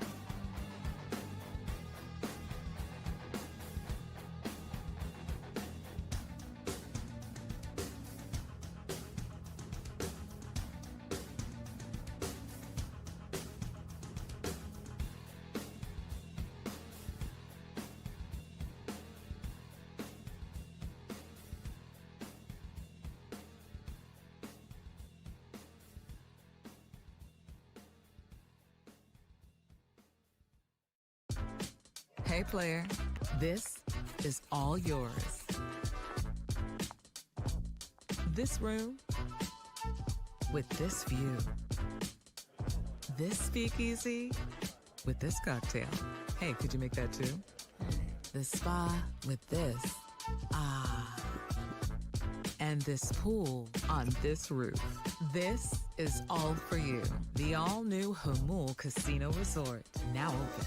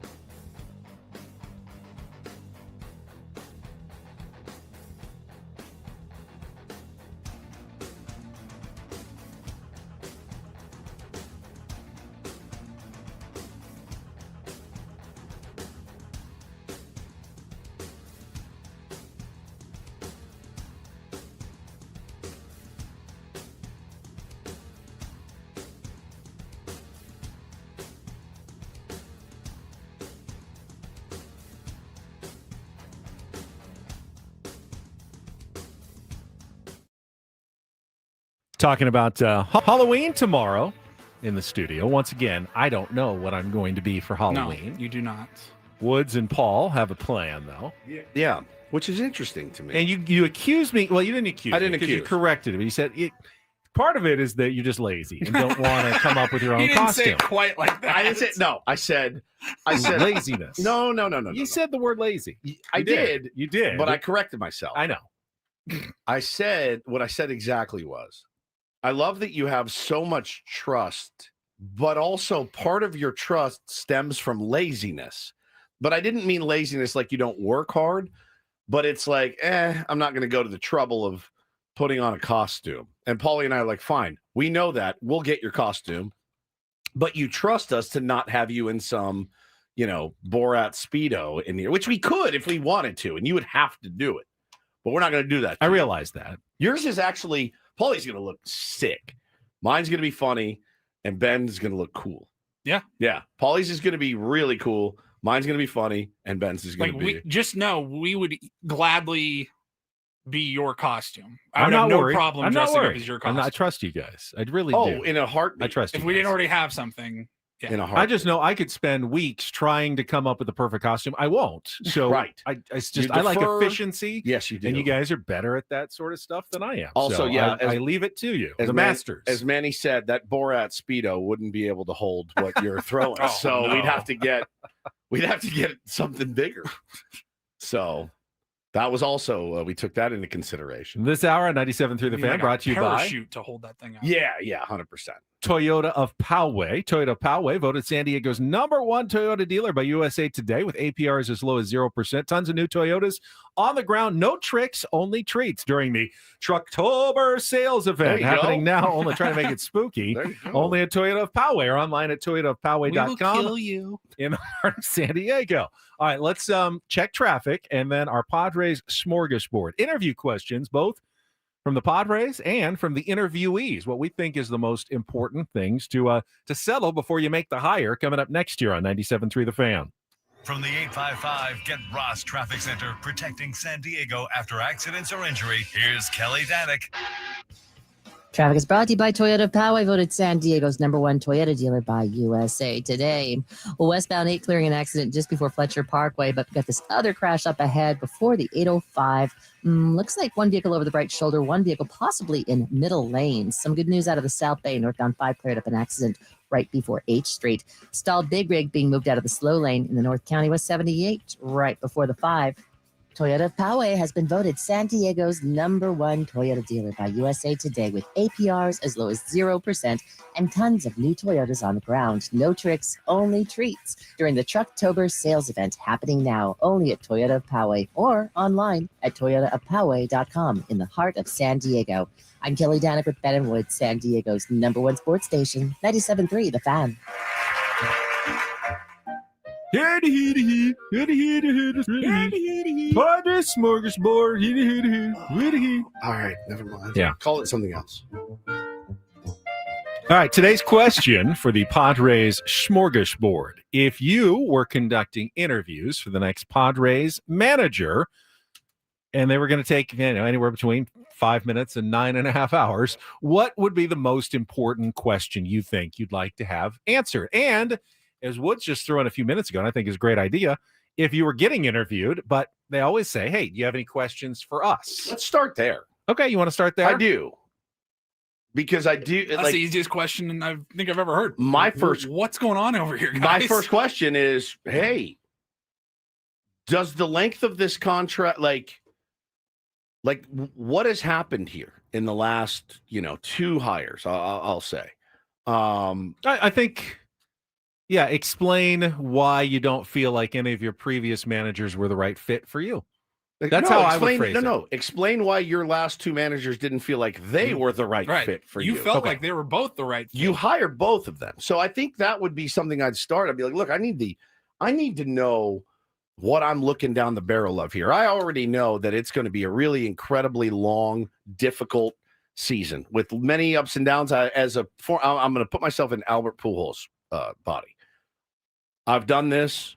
I did it for many, many, many years, and I was quite successful at it. Why would 2 managers, esteemed managers with good reputations, mostly, walk out the door after collective 4 years with more time left on their deal? And that's where I would leave it. I really would. I would ask them straight up, what happened? What's so difficult about managing in San Diego? Would you be worried about offending your potential future employer with that question? Not even a little. Okay. Not even. I think it's about as fair a question as you can ask. What the hell happened here? What happened? Like, why would Bob Melvin leave? Why would Mike Schilt leave? I think I think there's always the thought, are you interfering too much? Are you not letting them do their jobs? I think that's the assumption. Now, from what we've heard, that was not the case at all. Again, Schilt said he had the lineup card every single day, So I that's where I would start if I were Albert or Ruben knows. Ruben was there. So if I'm Nick Hundley, I definitely ask that question too. Clearly sometimes the biggest disconnects between AJ Preller and Mike Schilt had to do with roster construction. Sure. Like with Luis Camposano, seemed like, you know, but what we've been able to glean, AJ wanted him to be getting opportunities. Mike Schilt didn't trust him, so he didn't play him when he was up there. But that's not AJ telling Mike Schilt how to do his job. That's AJ doing his job. AJ's job is constructing the roster. I got a question. Is it Mike Schilt's fault that he was also wanting to do AJ's job and telling him, I don't want that guy? It was like, that's not your job. My job is to give you the guys. Your job is to use the guys I give you. You're AJ Preller. And Paulie, you're Eric Rutner or John Seidler. I am Albert Pujols. Hey, guys, how much do you value work-life balance? Because I have a family that I care immensely about. I've got kids. So how much does this organization value work-life balance? Because I love baseball. I've committed my entire life. I'm actually in the Hall of Fame in Cooperstown. He's in there, right? Not yet. Not yet. Going to be. I'm going to be a first ballot Hall of Famer in Cooperstown. Yes. But I do have a family. I'm a father. I'm a husband. And my family's very important to me. I don't know that you can honestly answer that question. I I'm think, asking you, AJ. Pro. Yeah, no. You're AJ Pro. If I'm honest, giving you an answer, not that much. Like every other baseball team. Do you think the Dodgers value, work-life balance? Do the Toronto Blue Jays value a ton of work-life balance? When you're a baseball manager, I don't know that you can. It's a 24-hour job. It is. It's a 24-hour job. That's what you're signing up for. And I don't think anyone goes into that with their eyes closed. Is anybody terrified that Albert Pujols, who played for Mike Shildt, knows Mike Shildt probably pretty well? Maybe played for him at the end there. Maybe. Did not play for him in St. Louis. Okay, He was already in Anaheim. But no, I'm sure Mike Shildt was in the organization when Albert Pujols was in the organization, coming up and in the organization. Manager. Sure saw him at spring training, but he was never his manager. They definitely know each other. They worked together well for a long time, just not manager. So is there any worry about that phone call? Because that phone call's got to happen. It has to. Hey, listen, I know things didn't end well, but can you fill me in on some of the things I need to know? I'm not that worried that Albert is not going to take the job. If they offer him a competitive salary, 2 years, 3 years, 3 years deal, it seems like he very much wants to be a manager, and I don't see other opportunities right now. And you don't get opportunities as good as a Padres opportunity. You get opportunities with the Pirates and the Rockies usually, with rosters that are not very good. This is a playoff team with superstar players. It's a great place if you're going to have a first opportunity as manager. I'm not too worried about convincing Albert to take the job. Again, if it's such a great place, why do managers keep walking out the door? It's obviously the media. I've heard the media is nothing but a bunch of cheerleader softball throwers. Difficult fan base. I heard the fan base is incredible. They sell out 71 games a season. What about the other way, though? What about the question? I think this is the more interesting one. They're both interesting. What's the question you want to ask of Albert Pujols? I think there's one question above all that is the most important question of a manager. The hardest part of the job. Can you handle the grind? Can you manage a bullpen? That's the one. Bullpen. The bullpen question. How are you going to manage a bullpen over a 162 game season? I don't think there's anything more difficult in the job of a Major League Baseball manager than managing a bullpen. No, we know there's no harder job. That's the hardest thing. Buddy Black said it. Skips told me. Everyone says it. It's the thing. Shildt said it. It's the thing that terrifies me the most about hiring someone like Albert Pujols. You weren't a pitcher. You've never really been a manager more than a few weeks. 162 games. How are you going to make this work? Are you never going to let guys go more than 2 days in a row? Do you feel like it's okay to let them go 3 days in a row during the regular season? I don't think there's a... are you looking at pitch counts? Are you looking at how are you managing a bullpen? Yeah, is it gut? Is it all gut? Is it, do you have to smell the locker room? Do you have to smell the bullpen like Mikey Varas would? My first question is, call it a day, says, my first question would be, how do you feel about bunting? It's okay. All right, get out. How many times do we think Albert Pujols bunted Never. in his career? Somebody look it up. If it's more than 3, I'll leave for giant shift and just thought, you know what? I'm just going to throw one down there. Did it ever happen? I don't even know. Doesn't mean that there's not a situation to call for it every once in a while. Yes, there is. There's no situation that Albert Pujols should ever drop a bunt down. Ever. He should occasionally call for a bunt as a manager every once in a while. I agree with that. Yeah. That's the thing I would ask. Can you get rid of this influenza that is spread through our clubhouse? The small ball. Small ball's fine. One sacrifice bunt his rookie year. I believe that is. Who was his manager? 2001? That would be La Russa, right? Yeah. He must have been out of his mind. It must have been punishment for something. He was late to a meeting. I'm on Baseball Reference. They just have SH, sacrifice hits, but it says in parentheses, sacrifice bunts. And there's one. His entire career. That's so good. That makes me so happy. That's a good ratio. Home runs to bunts, 704 to 1. To 1. It's a good ratio. I'll take that. No, it's gonna be it'll be interesting, man. I just when you hear that somebody sat for 9.5 hours, obviously I think a lot of bases were covered, no pun intended. But do you order out twice? Yeah, meals? You do lunch and dinner. 100%. And 9.5 hours, sure. Maybe order sandwiches in, then go out and continue the interview at a restaurant, maybe? Yeah, something like that. Yeah, you might want to be seen after, if you feel pretty good about the first 6-7 hours, go out and grab a steak. Mr. Plow says, I called more bunts in the men's league tournament than Pujols has his whole career. I never called for a bunt in the men's league tournament. I never would. Some of your guys do it on their own. I don't even know if we bunted. We might have bunted once, but I don't remember it. You didn't even lay one Me? down? God, no. No, I'll try to hit. You like to lay one down. I mean, I'm good at it. I know.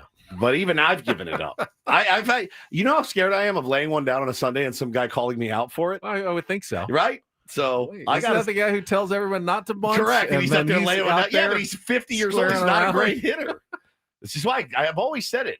Guys like me we bunt. You know why? Because we're crap Guys hitters. like Jackson Merrill shouldn't be bunting Should not because be they're bunting. really good hitters. That's exactly right. One bunt in his rookie year. Fantastic. That's my manager right there, ladies and gentlemen.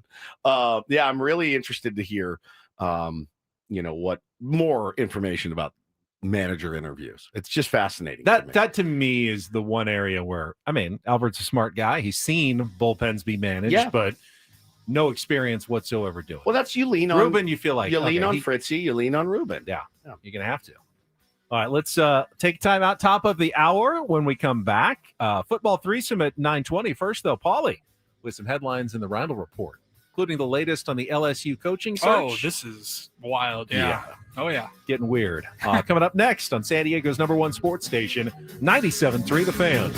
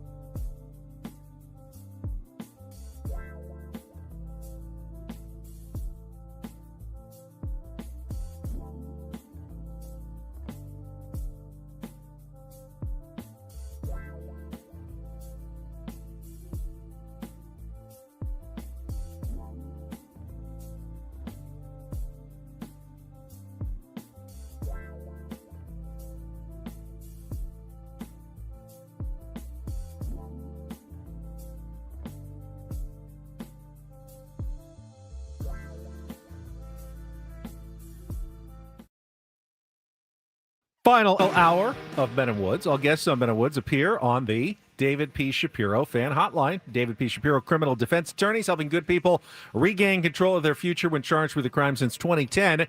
Visit davidpshapirolaw.com. I apologize to some of my friends for having my birthday at a very inconvenient time. Most of the people who are coming to my party are local, but there are a few from out of town, like my buddy Scott, and he said, I was trying to get a hotel room in North County, San Diego this weekend. Not easy. The Breeders' Cup is tomorrow and Saturday. And he said, you've got the sheiks coming from the Middle East and people coming from Asia, and every decent hotel is absolutely packed, and they're charging the absolute highest rates possible.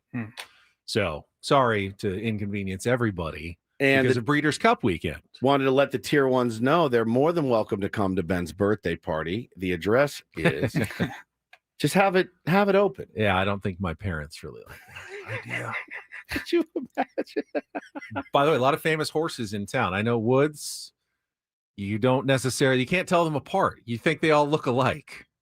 They do. Who's the most famous? Right now, journalism, I believe, Okay, is I know like the that most name. famous horse right now. Look, there's Justify. You see it? It's not Justify. Oh, well, it's a brown horse. How would you know? You wouldn't know if I put him in a lineup. I asked him. I interviewed him earlier. That wasn't Justify. But that's the thing is, it could be, and you would never know. That's what I'm saying. It's funny how But they would it never embarrass you guys invited us that back to every Del Mar jockey after that that. rode by on a horse, if I First asked and him last time we went. Yes, it would. it? Absolutely would. Is that Justify? Is that Secretariat? Yes. Okay. Secretariat died, didn't he? Yeah, long time ago. I was gonna say like a long time ago. Yeah. Secretariat was big in the 1970s. I don't watch horse racing, so I would have no idea. But yeah, Breeders' Cup this weekend. 2-day event where the turf meets the surf. Your birthday is not inconvenient. It's actually going to be a really fun weekend with Halloween on Friday. There's a World Series game on Friday. There's a World Series game Saturday. There's Dia de los Deftones on Saturday. Very excited for that. Hope to see some of the tier ones out there. I know I will. That's a busy, fun, but it's busy, fun weekends are great. There's like all this good stuff to do. It's funny. My birthday always seems to fall right around Halloween every single year. Yeah, every single year. It's weird how that happens. All my it? life. All of your life. Yeah. All right. Well, why don't Paulie take over with some headlines with the Roundel Report. And get things started here with our today's edition of the Roundel Report. Now tuned into the greatest. Welcome to the Reindl Report with Paul Reindl. Hi, Paul. All right. 2 stories from the world of sports that we haven't gotten to yet. We'll start off in Major League Baseball. And 1 story that you didn't know you needed. Are you laughing, biatch? It's the Reindl Report Hey, Paul, how you doing? Okay, how are you? on 97.3 The Fan. Are you ready to bless the mood? I need some help, please. That was good. Can I get a yeah? All right. All right. All All right. Happy Thursday, Happy gentlemen. Thursday. All right, let's get started here. Some college football news. The LSU Tigers are still very much all in the aftermath of their firing of Brian Kelly. Where to go from here? They're still working out a $54 million buyout. Yeah. And of course, a lot of questions. Who is going to take that job? Just like a couple weeks before him, James Franklin, Penn State. Like, that's a big job now, big school with an opening. And Louisiana Governor Jeff Landry was meeting with reporters yesterday, and he told those reporters that Scott Woodward, who is the athletic director at LSU, will not be involved in selecting the Tigers' new football coach. The Jimbo Fisher, Brian Kelly hired Jimbo Fisher, Texas A&M. They had to $70 million. They had to buy him out for a record amount, and now he hires Brian Kelly, and he has to be bought out for the second highest amount in history. Yeah. So what would you say you do here? The governor of the state is like, you're not getting doing a chance this. to hire another coach. Now, if you're the athletic director, you're thinking, well, that's like the main thing of my job. Yeah, but you're also the worst at it.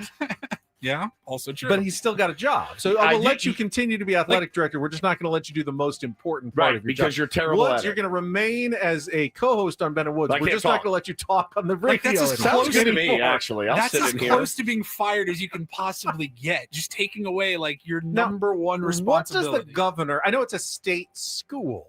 Yeah, state school. But does the governor? I mean, who hires the athletic director? Like the board of governors, or that is he on it? I mean, says, can he just say that the board you of can't hire the coach? supervisors, LSU's board of supervisors will assemble a selection committee to find a new coach? But he said, no, I can tell you right now, Scott Woodward is not selecting our next coach. That's incredible. That is incredible. LSU has no president right now. Okay. I mean, think of him as the GM if you're not super into college sports. Like he is the number one executive at the school essentially for the sports department. That's amazing. And you don't get to pick the coach. Wonder who it will be. Lane Kiffin? I saw James Franklin is close to a gig. Did I see that What? right? Is he? Yeah. I want to say like one of the Virginia Tech, maybe. I hadn't seen that. I don't know. It could have been BS because on Twitter, so it's probably not true. Probably not. West Virginia, no. Tech, yeah. Not as head coach. Yeah, it's head coach. Yeah, already. Yeah, it's close to a gig, is what I saw. Huh. All right. They're like, surely you'll win big games here that you didn't win at Penn State. Oh well. Good. All right, we'll move on. I think it was last week. I had a story about the robbery at the Louvre. Yeah, the robbery at the Louvre. All of the art that was taken. I actually saw an update on that. I don't even remember. They were like, they did finally capture the people like They got a them week all? later. I think so. Well, they got two of them. They didn't get the jewels, but they got two of them. That's what it was. And they kind of admitted some involvement. I'm guessing that they're pressuring them to give up more names. The ringleader. Yeah, they The got point- them in the interview room. My point, the our point was, interrogation though, chamber. you steal something that's that irreplaceable. Sure. What do you do with it? Yeah, you can't sell it. Can't Like, sell it. Not right away. No. You gotta I have don't a know that you can- fence. Better question is, let's say the three of us robbed the Louvre. Uh-huh. He gets caught. We get away. Me and you, Paul. Oh, he rats us out. How long? They're already on our way. 30 seconds. Like within 30 seconds of them grabbing Ben, 30 Stephen Woods and Paul Reindl, their addresses are this. Like, here's their phone They're numbers. probably hiding in this back house. They made me do it, first of all. I didn't want to do it. I did it against my will. I didn't want to do it. So I They bring made this me up. do it. You would rat so hard. I try to get my deal first. Yeah. I'll tell you, but I need immunity. Yeah. Full immunity. Scab, as much as I can get. What a scab you are. Soft time, like minimum security, perhaps. Yeah. So I bring I that can't up do hard because there was another robbery here stateside recently. Shaquille O'Neal bought a 2025 Range Rover valued at $180,000 totally customized, and it was stolen from him upon delivery. Huh. He had it shipped from Riverside, California, actually, to his house in Baton Rouge. And they are saying that it was the company that was transporting the car from California was hit by a, quote, sophisticated cyber attack. Okay. They say Effortless Motors was the authorized selling dealership. They arranged transport through a third-party company. It was all fully verified. Upon the vehicle's scheduled delivery in Louisiana, it was discovered that the company's internal systems had been compromised and hijacked, resulting in the car being unlawfully taken during transit. Okay. And I'm going, okay, back to like our conversation of the art at the Louvre. Like, what are you doing if you steal a customized Shaquille O'Neal Yeah. $180,000 Range Rover? Turn your, Turn mic your on, microphone on. and for the then love of talk. God. What customizations are on there? Because Every day. like if you have It like says shot. leather seats that say Big Diesel on them. I don't and have a you're- picture of You're the driving vehicle. around in that. It's like, why do your seats say Big Diesel? I really That's- like gas. That's right. That's my friends call me Big Diesel. Big Diesel. Like, yeah, no, I like gasoline. I like the That's smell. Shaq's stolen Range Rover. No, it's not. No, it's mine. not. It's mine. I had it customized. Yeah, you know, people. Like, what's your end goal? Like, and you part it out, like piece Yeah, it out. you But chop it. Then just steal something that's way less high profile. If Correct. you're just gonna steal it for parts, like the We're diamond, not the advocating jewel, for anyone the to steal jewel any thieves. cars. If you're just gonna take the jewels apart, just go steal it from a normal jewelry Yeah. store. You don't have to go to the trouble. Also, of, don't go steal anything from a jewelry no, store. I'm just saying that you're gonna get a lot more attention for stealing from the Louvre or from Shaq than you are from somewhere a lot less famous. Correct. I agree with you. I I agree mean, with the you. psychology of criminals is not really something I'm No. an expert on, but that just seems obvious. Yeah. Like, you know, if you're going to steal something, make it as under the radar and low profile as Correct. possible, not as high profile as possible. That's what I would have thought. That's if you're going to steal something, just steal money. Just steal cash. Seems like a lot of work to Yeah. just steal Shaq's, break into this unbreakable system, Right. steal this Steal the car that's car. being How transported. about breaking into the Louvre and stealing Right. 7,000-year-old diamonds? Anybody want these? Can I move these? They got them. They got 2 of them. 2 of the guys. But not the Yeah, but now I jewels? think they got the 5 more of them this morning or Oh, something. wow. After they're getting the first 2. Oh, wow. Everybody. I wonder gives, how. Everybody gives it up. That's right. That's right. Finally, no story here, just some funny audio that I found. I was scrolling the Instagram the other day and came across this account, clicked on it. The guy's been doing this for a long time, got millions and millions of views. If I gave you guys like an inanimate object, could you like tap it, make some sounds, and make it sound like an actual song? Like, would you be able to would you be able to recognize the song, like humming something? If I gave you like a squeaky toy, could you like make it sound like any recognizable Tough, but song? possible. It's not easy, Possibly right? possible. So this guy has taken rubber chickens. Oh, yeah. And he does the whole production. He's got a microphone in his camera, and he squeezes a rubber chicken. And just, I don't know, tell me if you can identify any of these songs.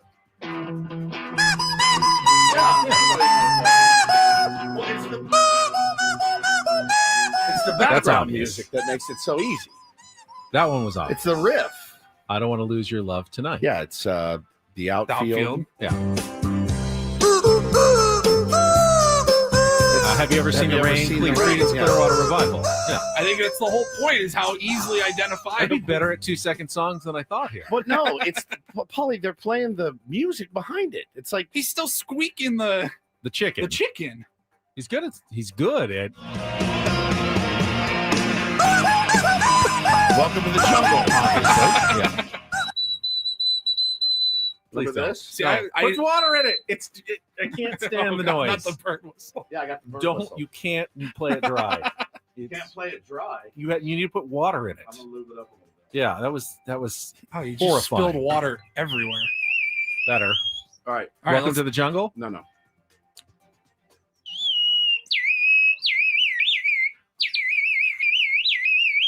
No idea. I have no idea. Iron Man by Black Sabbath. Obviously. No idea. Come Much on. harder There's too much when water Woods in it. plays it. No idea. I like the bubble sounds. Yeah, I do too. It's my Blue Jays call, even though I think it's a toucan. Oh, that makes sense. Yeah. Yeah. It's That's a blue bird of some sort. I would be more impressed if there was no karaoke music behind it. I think it just adds just to the it. chicken. Just the chicken. I want to know just what the Yeah, I chicken want to know just what the sounds chicken like. sounds like. Thank you for these. Mama, I'm coming home because I know the riff. God. I think without the music, you'd still know it. I don't know. You'd hear the squeaks. Is there any way to drop the music and just play the squeaks? Probably not. Maybe. I'll let you. They always do that in the movies. Hey, drop all the other Oh, yeah, sound they're really biting. good at Really? audio mixing in the movies. Can It you- doesn't work like that, people. Can you just pull? I just want to hear what that guy says. Pull the train sound down and all the bells. it sounds like an L. It's a merchandise mart.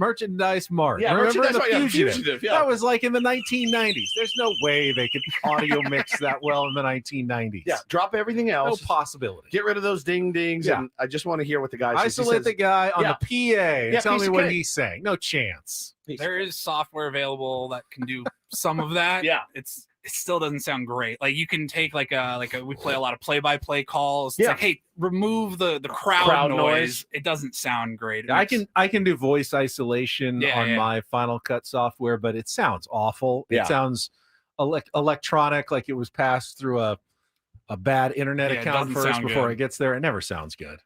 Interesting. Yeah, that's weird. The rabbit holes you can go down when you get on those Instagram reels. Oh, yeah. Sometimes. I got in a blackjack one last night. I said, I mean, I get. Blackjack. Yeah, I was just watching this guy. He's a Card counter? no. He's like he's one of these. I can beat the system type dudes, and I wasn't even trying to learn anything, but his videos are interesting. He films live hands of him at a casino, and he's like, here's $10,000 bet, and you're like, oh my god, and watching a guy bet 10 grand, and it's real. You know, he's at the MGM or whatever, His name's John Saraceni, I think. He's got pretty good content. It's always tough. There's always some juggy girls in his videos. Too. There's just there's no way to beat blackjack. You can count cards. He's got his betting system is his whole shtick. But I thought it was illegal if you just sit down at a table, you don't know what cards are coming out. Correct. Neither does the dealer. It's random, and you don't know. If you sit down for long enough and you know how to count cards, you can figure out when the odds may be slightly in your favor, and then you bet big. That's the only way. And the casinos, obviously, if they get the thought that you were doing that, they will kindly ask you to leave. He put out some thing. It's $300. No, I didn't buy it. Even on Ambien, I didn't buy it. Okay.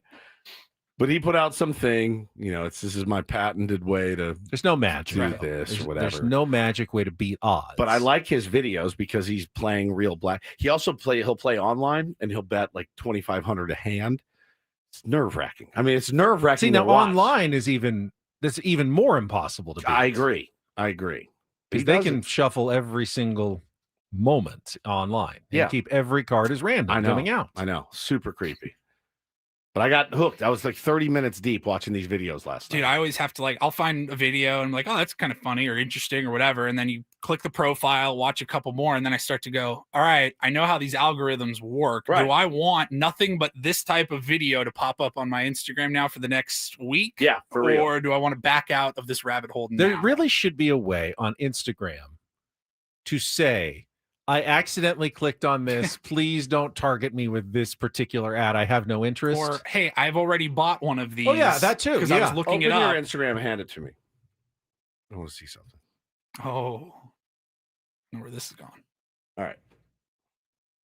Here we go. Go to his explore page. I'm just going to right here. All right. This is like your algorithm. Okay. You ready for his? This is his, Paulie, this is like his search. Yeah. Not what you've searched. His but explore page. Explore page.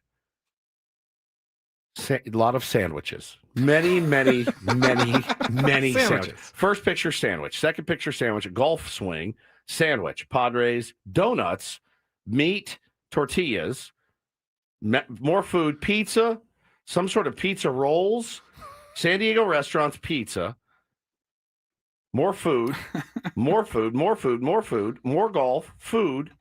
You really are the most pure human being on the planet. It's all food. Yeah. And golf. There's a lot of food and golf. There's not one. The whole thing, you guys. It's golf and food. All right. Thank you. This is incredible, actually. He's like, you can give me my phone He back is the most pure human being on the planet. Yeah, golf and food. Golf and food. That's pretty much what I see on Instagram. Mine's different. I don't want to see it. I really You don't. should see some of the concoctions he's looking at. Just meat stuffed in tortillas and deep fried and dipped in batter. Food porn. It literally is. I got some food porn on my account, no doubt about that. Well, yeah, you don't eat because you lost all that weight. So this is like you're virtually take it in. Just I dream about. Paulie, I'm not kidding. The foods that I don't eat anymore. There's not one. I would be the first one to tell you if there was something untoward on there. There's not. It's straight up food and golf. You're a gem. You are a gem, a true gem. All right, let's take a quick time out. When we come back, our football threesome. We don't talk a lot of football, but we talk some. And we got a weekend starting tonight, Thursday night game, our most intriguing game of the week, our best bets against the spread. I have won, count them, 5 in a row. Look Can at I you. keep my streak going this Benny the week and make Greek. it 6? We'll get to that coming up next on San Diego's #1 sports station, 97.3 The Fan. Gambling problem? Call 1-800-GAMBLER. GEGE 0000466. For a full list of games and rules, play at 7 Mile Casino. Visit 7milecasino.com. What are the odds? You brought up cards? blackjack. This was not planned. It's the algorithm of Ben and Woods. Oh my gosh. All right. If you head down to 7 Mile Casino, California style blackjack, feel free to try to game the system. I think they'd love to have you down there. I'm going to take my new $300 Please do. course. They will see you coming and they will roll out the red carpet for you and your $300 online system. don't think they're going to be quaking in their boots at Woods' system Well, they really for California style blackjack. They really got something for all of us, right? So they got the food that Ben likes. They got the blackjack that I like. They also have Texas Hold'em, Pie Gal, and Baccarat. You might see well. a picture of that Kung Pao chicken on my Instagram feed at some point as well. I've certainly taken a picture of it. It's on the 24/7 players menu at Sammy's at 7 Mile, the only Sammy's where you can get the 24/7 players menu. They also have the weekend brunch coming up Saturday and Sunday. Best brunch in the South County, 9 a.m. to 3 p.m. Saturdays and Sundays only. But what a great time to check it out if you haven't been to 7 Mile Casino yet. Got everything that you're looking for. Friendly dealer, smoke-free environment. Just 7 minutes from downtown. It is 7 Mile Casino.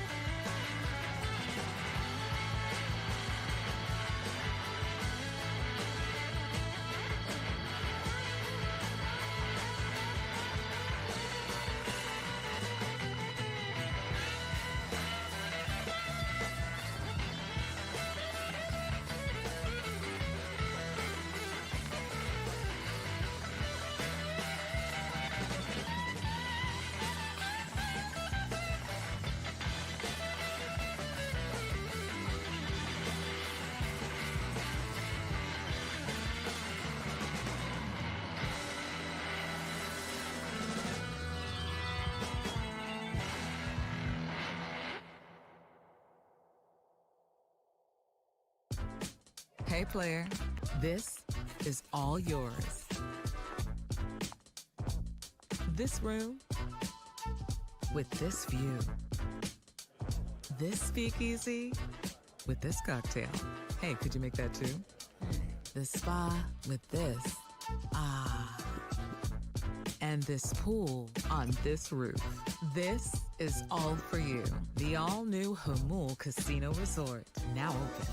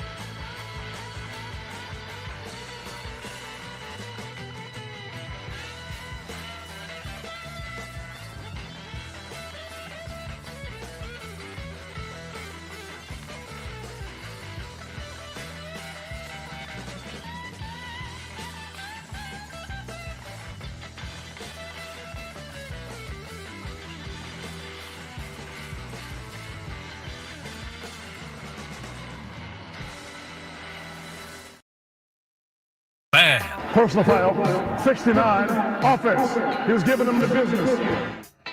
Following the threesome, we're going to give away some Aztecs football tickets for homecoming on Saturday against Wyoming. First, though, the threesome. I'll look at tonight's game, the most intriguing matchup of the NFL weekend, and our best bets against the spread. Starts tonight here on 97.3 The Fan, 5:15 kickoff. The Baltimore Ravens visiting the Miami Dolphins. Woo. Both teams coming off wins for a change.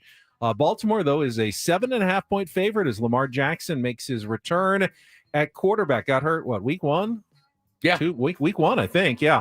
Returning after they did get a win with Tyler Huntley as quarterback last week, but they'll be back in there on the road against the Miami Dolphins tonight. 2-6 for the Miami Dolphins. 2-5 for the Ravens. Yeah, but Ravens pretty much need to win out. Yeah, they pretty much said, it's like playoff games every week. Yeah, every week. I mean, you can get into the playoffs at 10-7. Well, their division is not great. I mean, Steelers leading their division at 4-3 right now. So there's still time. Absolutely. 10 games left. Is that right? 10 games left for them? 10 games remaining. 10 games remaining. Plenty of time to squeak into the playoffs if you're the Baltimore Ravens. Not the most intriguing matchup tonight by any stretch. No, but it's not the worst when you have a couple of 2-win teams. Fighting. With Lamar Jackson returning, and Tua can put up big games occasionally. It's a good, bad matchup. Yeah, a good bad. Good, bad. There you go. And you'll hear it here on 97.3 The Fan at 5:15. That's why you're selling it so hard. I get it. A little bit. I get it now. Good company, man. What a shill. All right, intriguing matchup of the week. There is an obvious one. I see one. Give it to me. There's the obvious one. Kansas City and Buffalo. Yeah. Clearly. It's not Sunday night football. It's not Monday night football. It's I got another one. Now the Chiefs have been playing well lately. The Bills are a problematic team. The defense is not good. They're up and down. I don't think we're heading toward another Buffalo-Kansas City AFC Championship game this year. I could be wrong, but I think there are too many other contenders. So I'm going to go with the Colts and the Steelers. That was mine too. That one is that would have been my second pick. The freaking Colts, by the way. I mean, they're trying to get to 8-1. They are 5-0 at home. They're going to be on the road for this one. They're 2-1 away. Their point differentials plus 116. It's the most in the NFL. This is one of their biggest tests. Now they've beaten some good teams. They beat the Chargers earlier. Yeah. So they're not a fraud. They've beaten the Dolphins, Broncos, Titans, Raiders, Cardinals, Chargers. So they have that win over the Broncos. Keep in mind, remember, after they made the change, what was it, 2 years ago? Only one team gets a bye in the first round. You have to be the number one seed to get a bye. The Colts are currently a game ahead of both the Broncos and the Patriots.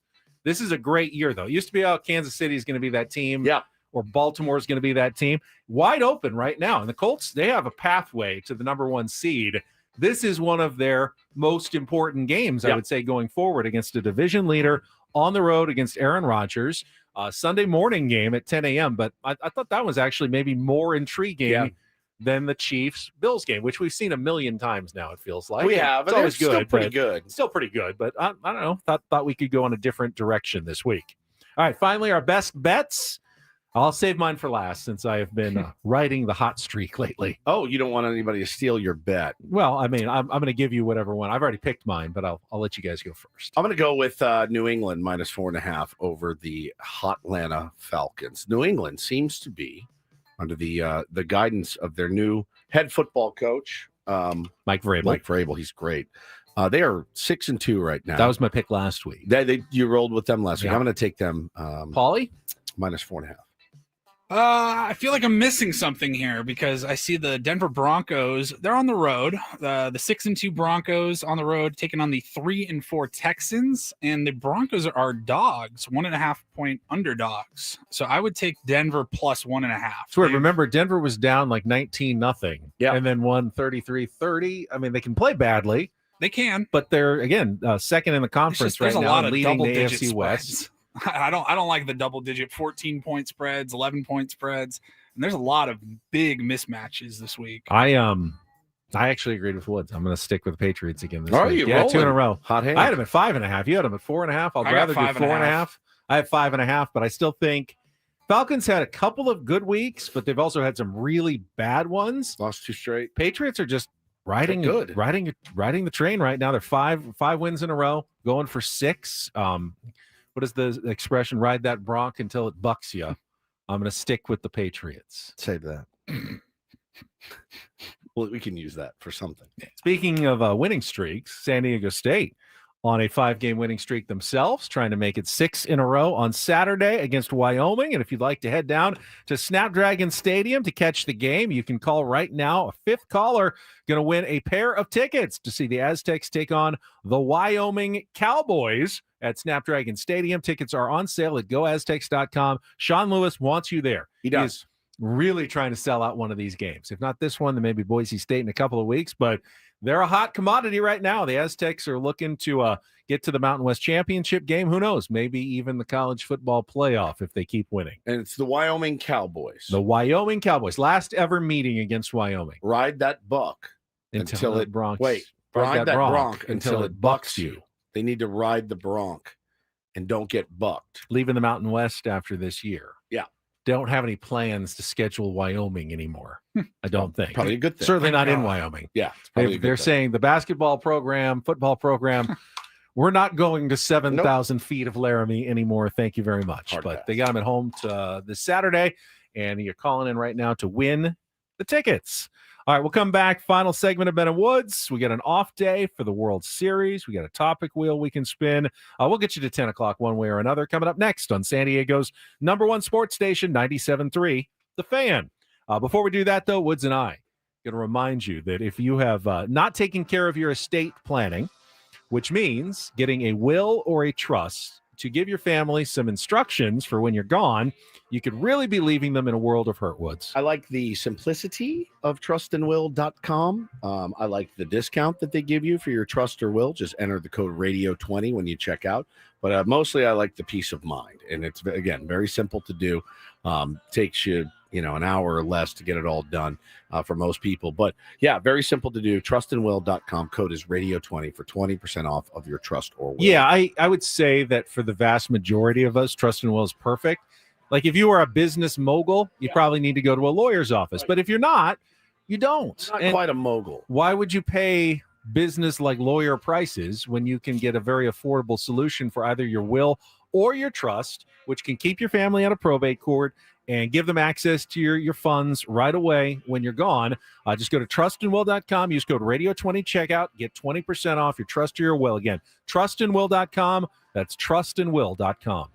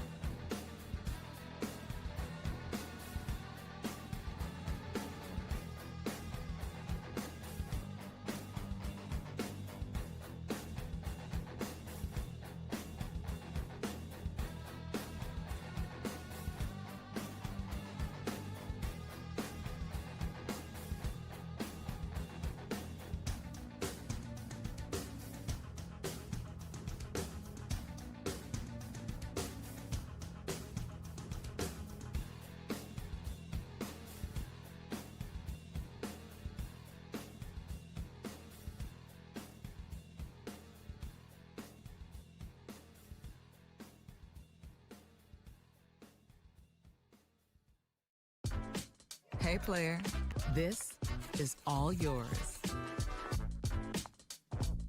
This room with this view. This speakeasy with this cocktail. Hey, could you make that too? The spa with this. Ah. And this pool on this roof. This is all for you.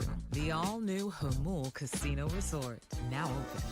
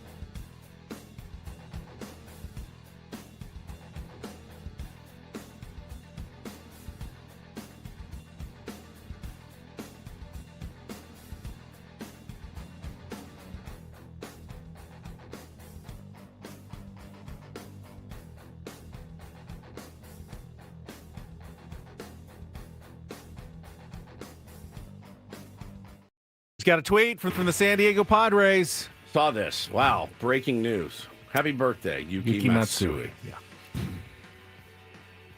I saw notifications. Boy, You created an entire new class. notifications.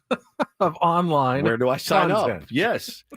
Where do I sign up for notifications? Your favorite stars All have my- dropped a new picture. Yes. Notifications. Scantily clad. Sydney You get a- Sweeney, you get a notification. notification.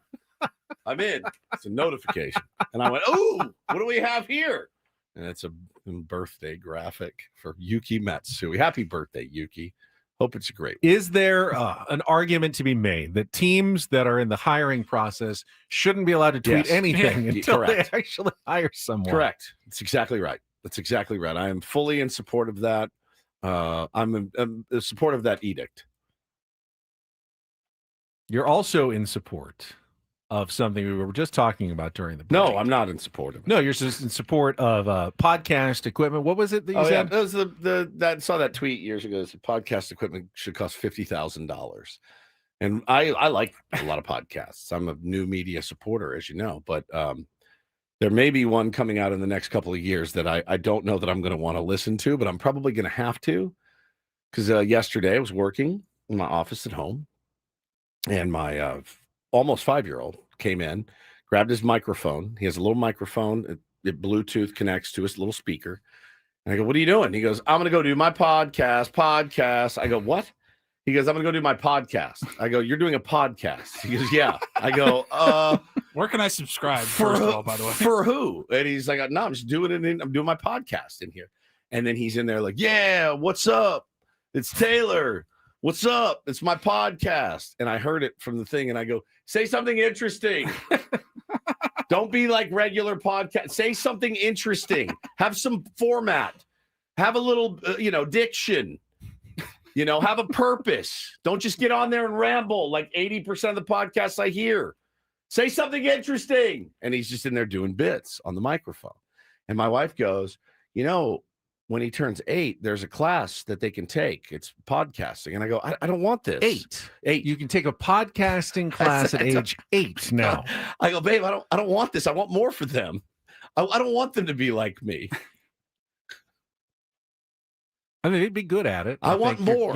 Your natural. kids, Bo and Taylor podcast could possibly be like a chart topper. Welcome to my personal on hell. Spotify. look out, Kelsey brothers. Like the Woods brothers are here. Could you imagine? And they're just talking crazy about me the whole time. If you never believe what this guy did. Just like you start most of our shows Talking with stories about them. Yeah. They'll start every podcast. Hey, it's a little foreplay here. Let me tell you Turnabout is this idiot. Turnabout is fair game, dude. Yeah. I mean, I guess it's true, but it's a brave new world. There absolutely are good podcasters question. and podcasts out there, but the vast majority of them are not. What do you wonder? Why is the podcast not as good as the radio show?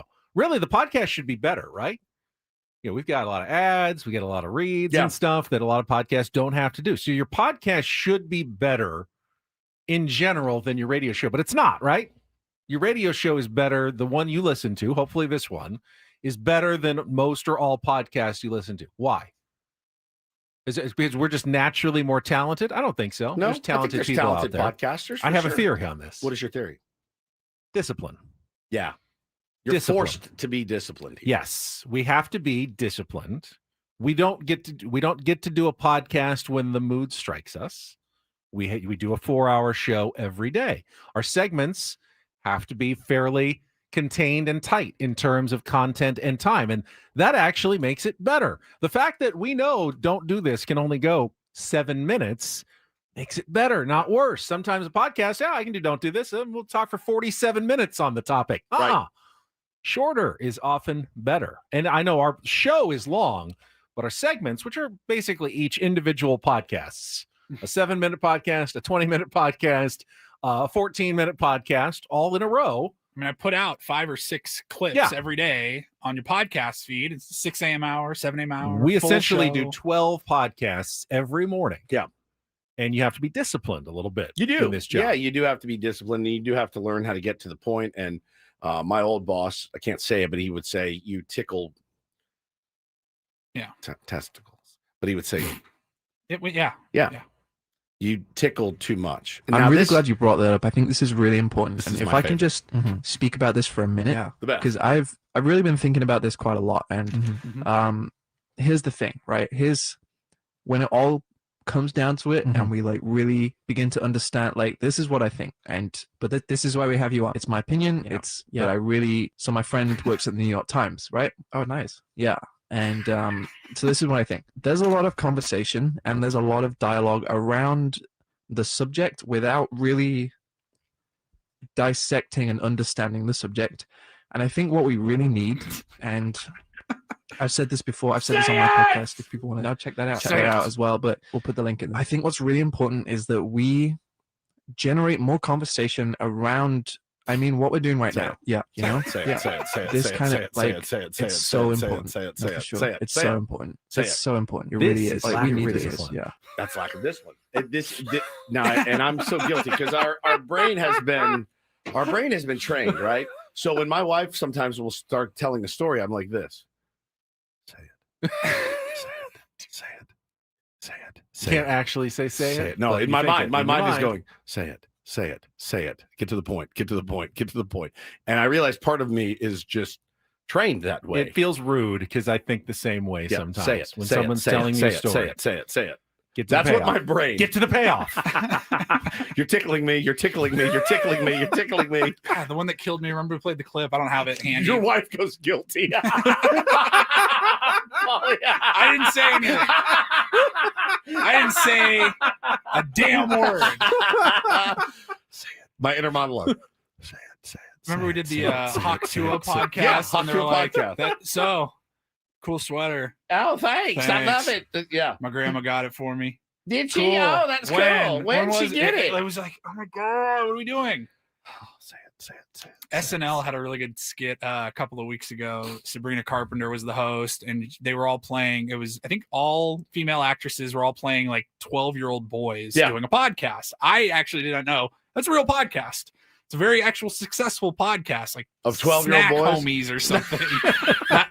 That's what I have to look forward to. I think that's what the SNL one was. Yeah, snack homies, but there's actually like food homies or whatever. Yeah. And they got like thousands of followers. I found them on Instagram, and they are like they're in the East Coast. They're like go to the Baltimore Orioles dugout. They're interviewing players, like they're little social media stars. Great. And it sounded like this. Hey, welcome to Snack Homies, the podcast about snacks for your homies. I'm Brayler here with Jason, Kyler, and Teason. This is the What's SNL. up, boys? Yeah. Hey, I'm Kyler. Gang. Kyler. And we're low-key 12 years old, except Kyler, he's 13. He's unk. It's so good. So, it's spooky season. You know, we all got to talk best Halloween candy. We'll be doing that tomorrow, by the way. Bruh. I bet I'm going to kick things off with a controversial pick, Twizzlers. Bro, what? Twizzlers are wash, bro. Twizzlers fell off. It's like chewing on a tire, bro. I don't know. Twizzlers are Fantastic. fire to me. I'm like a big Twizzlers guy. Fantastic. All right. Bet. Jason. So I'm gonna go ahead and say Airheads. Oh, Airheads are fire, TBH. Oh man, it's driving me crazy. This is Pretty what I'm. funny skit. It's a funny skit, but it's also like this is what it's going to be in my home. I think. I don't think Bo has any interest in it whatsoever. He likes the radio show and he thinks it's funny, but he doesn't have. But Taylor is like, he wants it. I think he wants it. I think he will. I would guess he turns 5 next Thursday. I'd say by the time he's 10, he is a full-blown podcaster, streamer, Redditor, whatever it may be. I'm in deep S with that kid, and I mean deep as it gets. So I will ask one thing before we get to our last traffic check. YouTube chat. Yeah. Hold us accountable. If we ever start going Rambling. off and rambling, just We write do. podcast. We do. Absolutely. We do. Yeah, you Just blow write V8, podcast. and If I get see the word distracted. podcast No, in the, do not. No. I'll just go, okay. They don't know. They're not professionals. Leave it to us. All right. We'll wrap things up after traffic here on 97.3 The Fan. Bet. From the 855 Get Ross Traffic Center, protecting San Diego after accidents or injury, here's Kelly Danick. Just a few things wrapping up our morning drive. Somebody risking their life changing a tire on the H Street on-ramp, northbound 805. It's over to the right shoulder. Just take it extra carefully there. Also, northbound 805 before University, there is a collision involving a couple vehicles. It's over to the right shoulder. Traveling on northbound 5 just past Gilman, reports of some sort of wood debris in middle lanes. I'm Kelly Danick with Ben and Woods, San Diego's #1 sports station, 97.3 The Fan. Don't forget to sign up for the biggest fan contest. It's your chance to win a night in the Odyssey Suite next season. 20 tickets for you and your friends to watch a Padres game with the whole fan staff. First step is registering your name right now at 973thefansd.com/biggest-fan, and then start listening when we announce names beginning Monday morning at 9 a.m. You can also listen at 1 p.m. and 5:30 p.m. every weekday for your chance to qualify. How is it? You get 10 minutes to call back once the name gets announced. Correct. And if you call back, then you go into the grand prize drawing for the night in the Odyssey Suite. We had a tier 1 that won it last year. Wasn't it Rod? Yeah. Rod won it last Had a year. blast. I don't think Rod can win it this year. Again, Maybe I he don't know. could. I don't think know. I think he's eligible again. It's I think it's only like 1 month per prize. Okay. All right. So Rod, go ahead. I mean, people will be very suspicious if you win twice in a row, but I think you can enter. You are eligible. Yeah. Okay. Everyone go sign up for that. Listen for your names. It starts when? Monday? Monday at 9 Monday. a.m. is when the names start being read. I love it. I love it. Yeah. Tonight, off night of the World Series, which I've gotten so accustomed to just having a really good baseball game on every night. I'm not going to have that this evening. So I'll be watching that Thursday night football No more game. games in America this year. Yeah, no more games in We America. played our final American game. They made a lot about it's Clayton Kershaw's last Yeah, game last in game Dodger at Dodger Stadium. And He did not get to pitch. No, You should have they thrown showed him. him kind of sitting in the bullpen a couple of times. You should have thrown Once you were him. down 6-1, Yeah. throw him out there 100%. to the Wolves.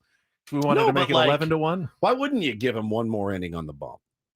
Why wouldn't you? Because you gave him an out. He got the out. He got the out. Okay, all right. All I right. would say leave well enough alone Okay, at that point. all right. The last thing you would want is to have him serve up a bomb. You and tried have it. a Or look. you tried it in the previous round.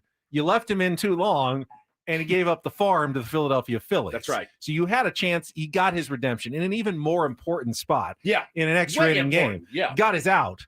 I wouldn't risk it again. That's actually a really fair point. Yeah. That's a fair point. But I just thought 6-1, easy landing spot, but you wouldn't want. He's done. I think he's done. Yeah. That's a cool moment, him staying on the field with his kids. It was, yeah. Yeah, give him his propers, certainly.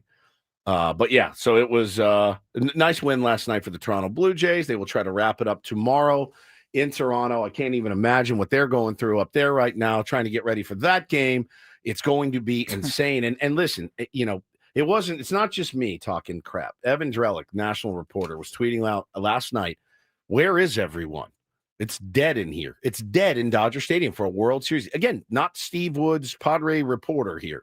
This is Evan Drellick, national, no ties to the team, no ties against the team, tweeting out pictures of a dead, empty. Well, you've got a late arriving crowd. and then 2 home runs given up in the first 3 Right. pitches. There's no better way to kill a game at Dodger Stadium was than what as the Blue Jays quiet- did yesterday. It was as quiet perfect. as could be. It's perfect. I And wish the so- Padres would do that every once in a while. Yeah, right.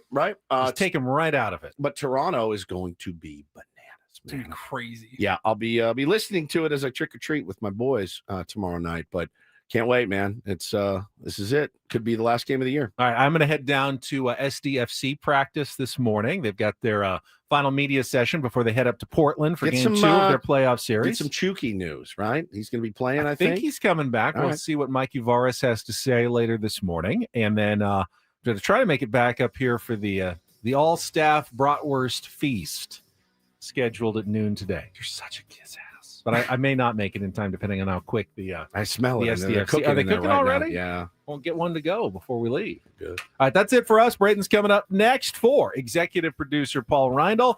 For Stephen Woods, I'm Ben Higgins. Thanks for joining us. We'll be back tomorrow at 6 a.m. right here for your favorite radio show on San Diego's #1 sports station, 97.3 The Fan. So long, everybody.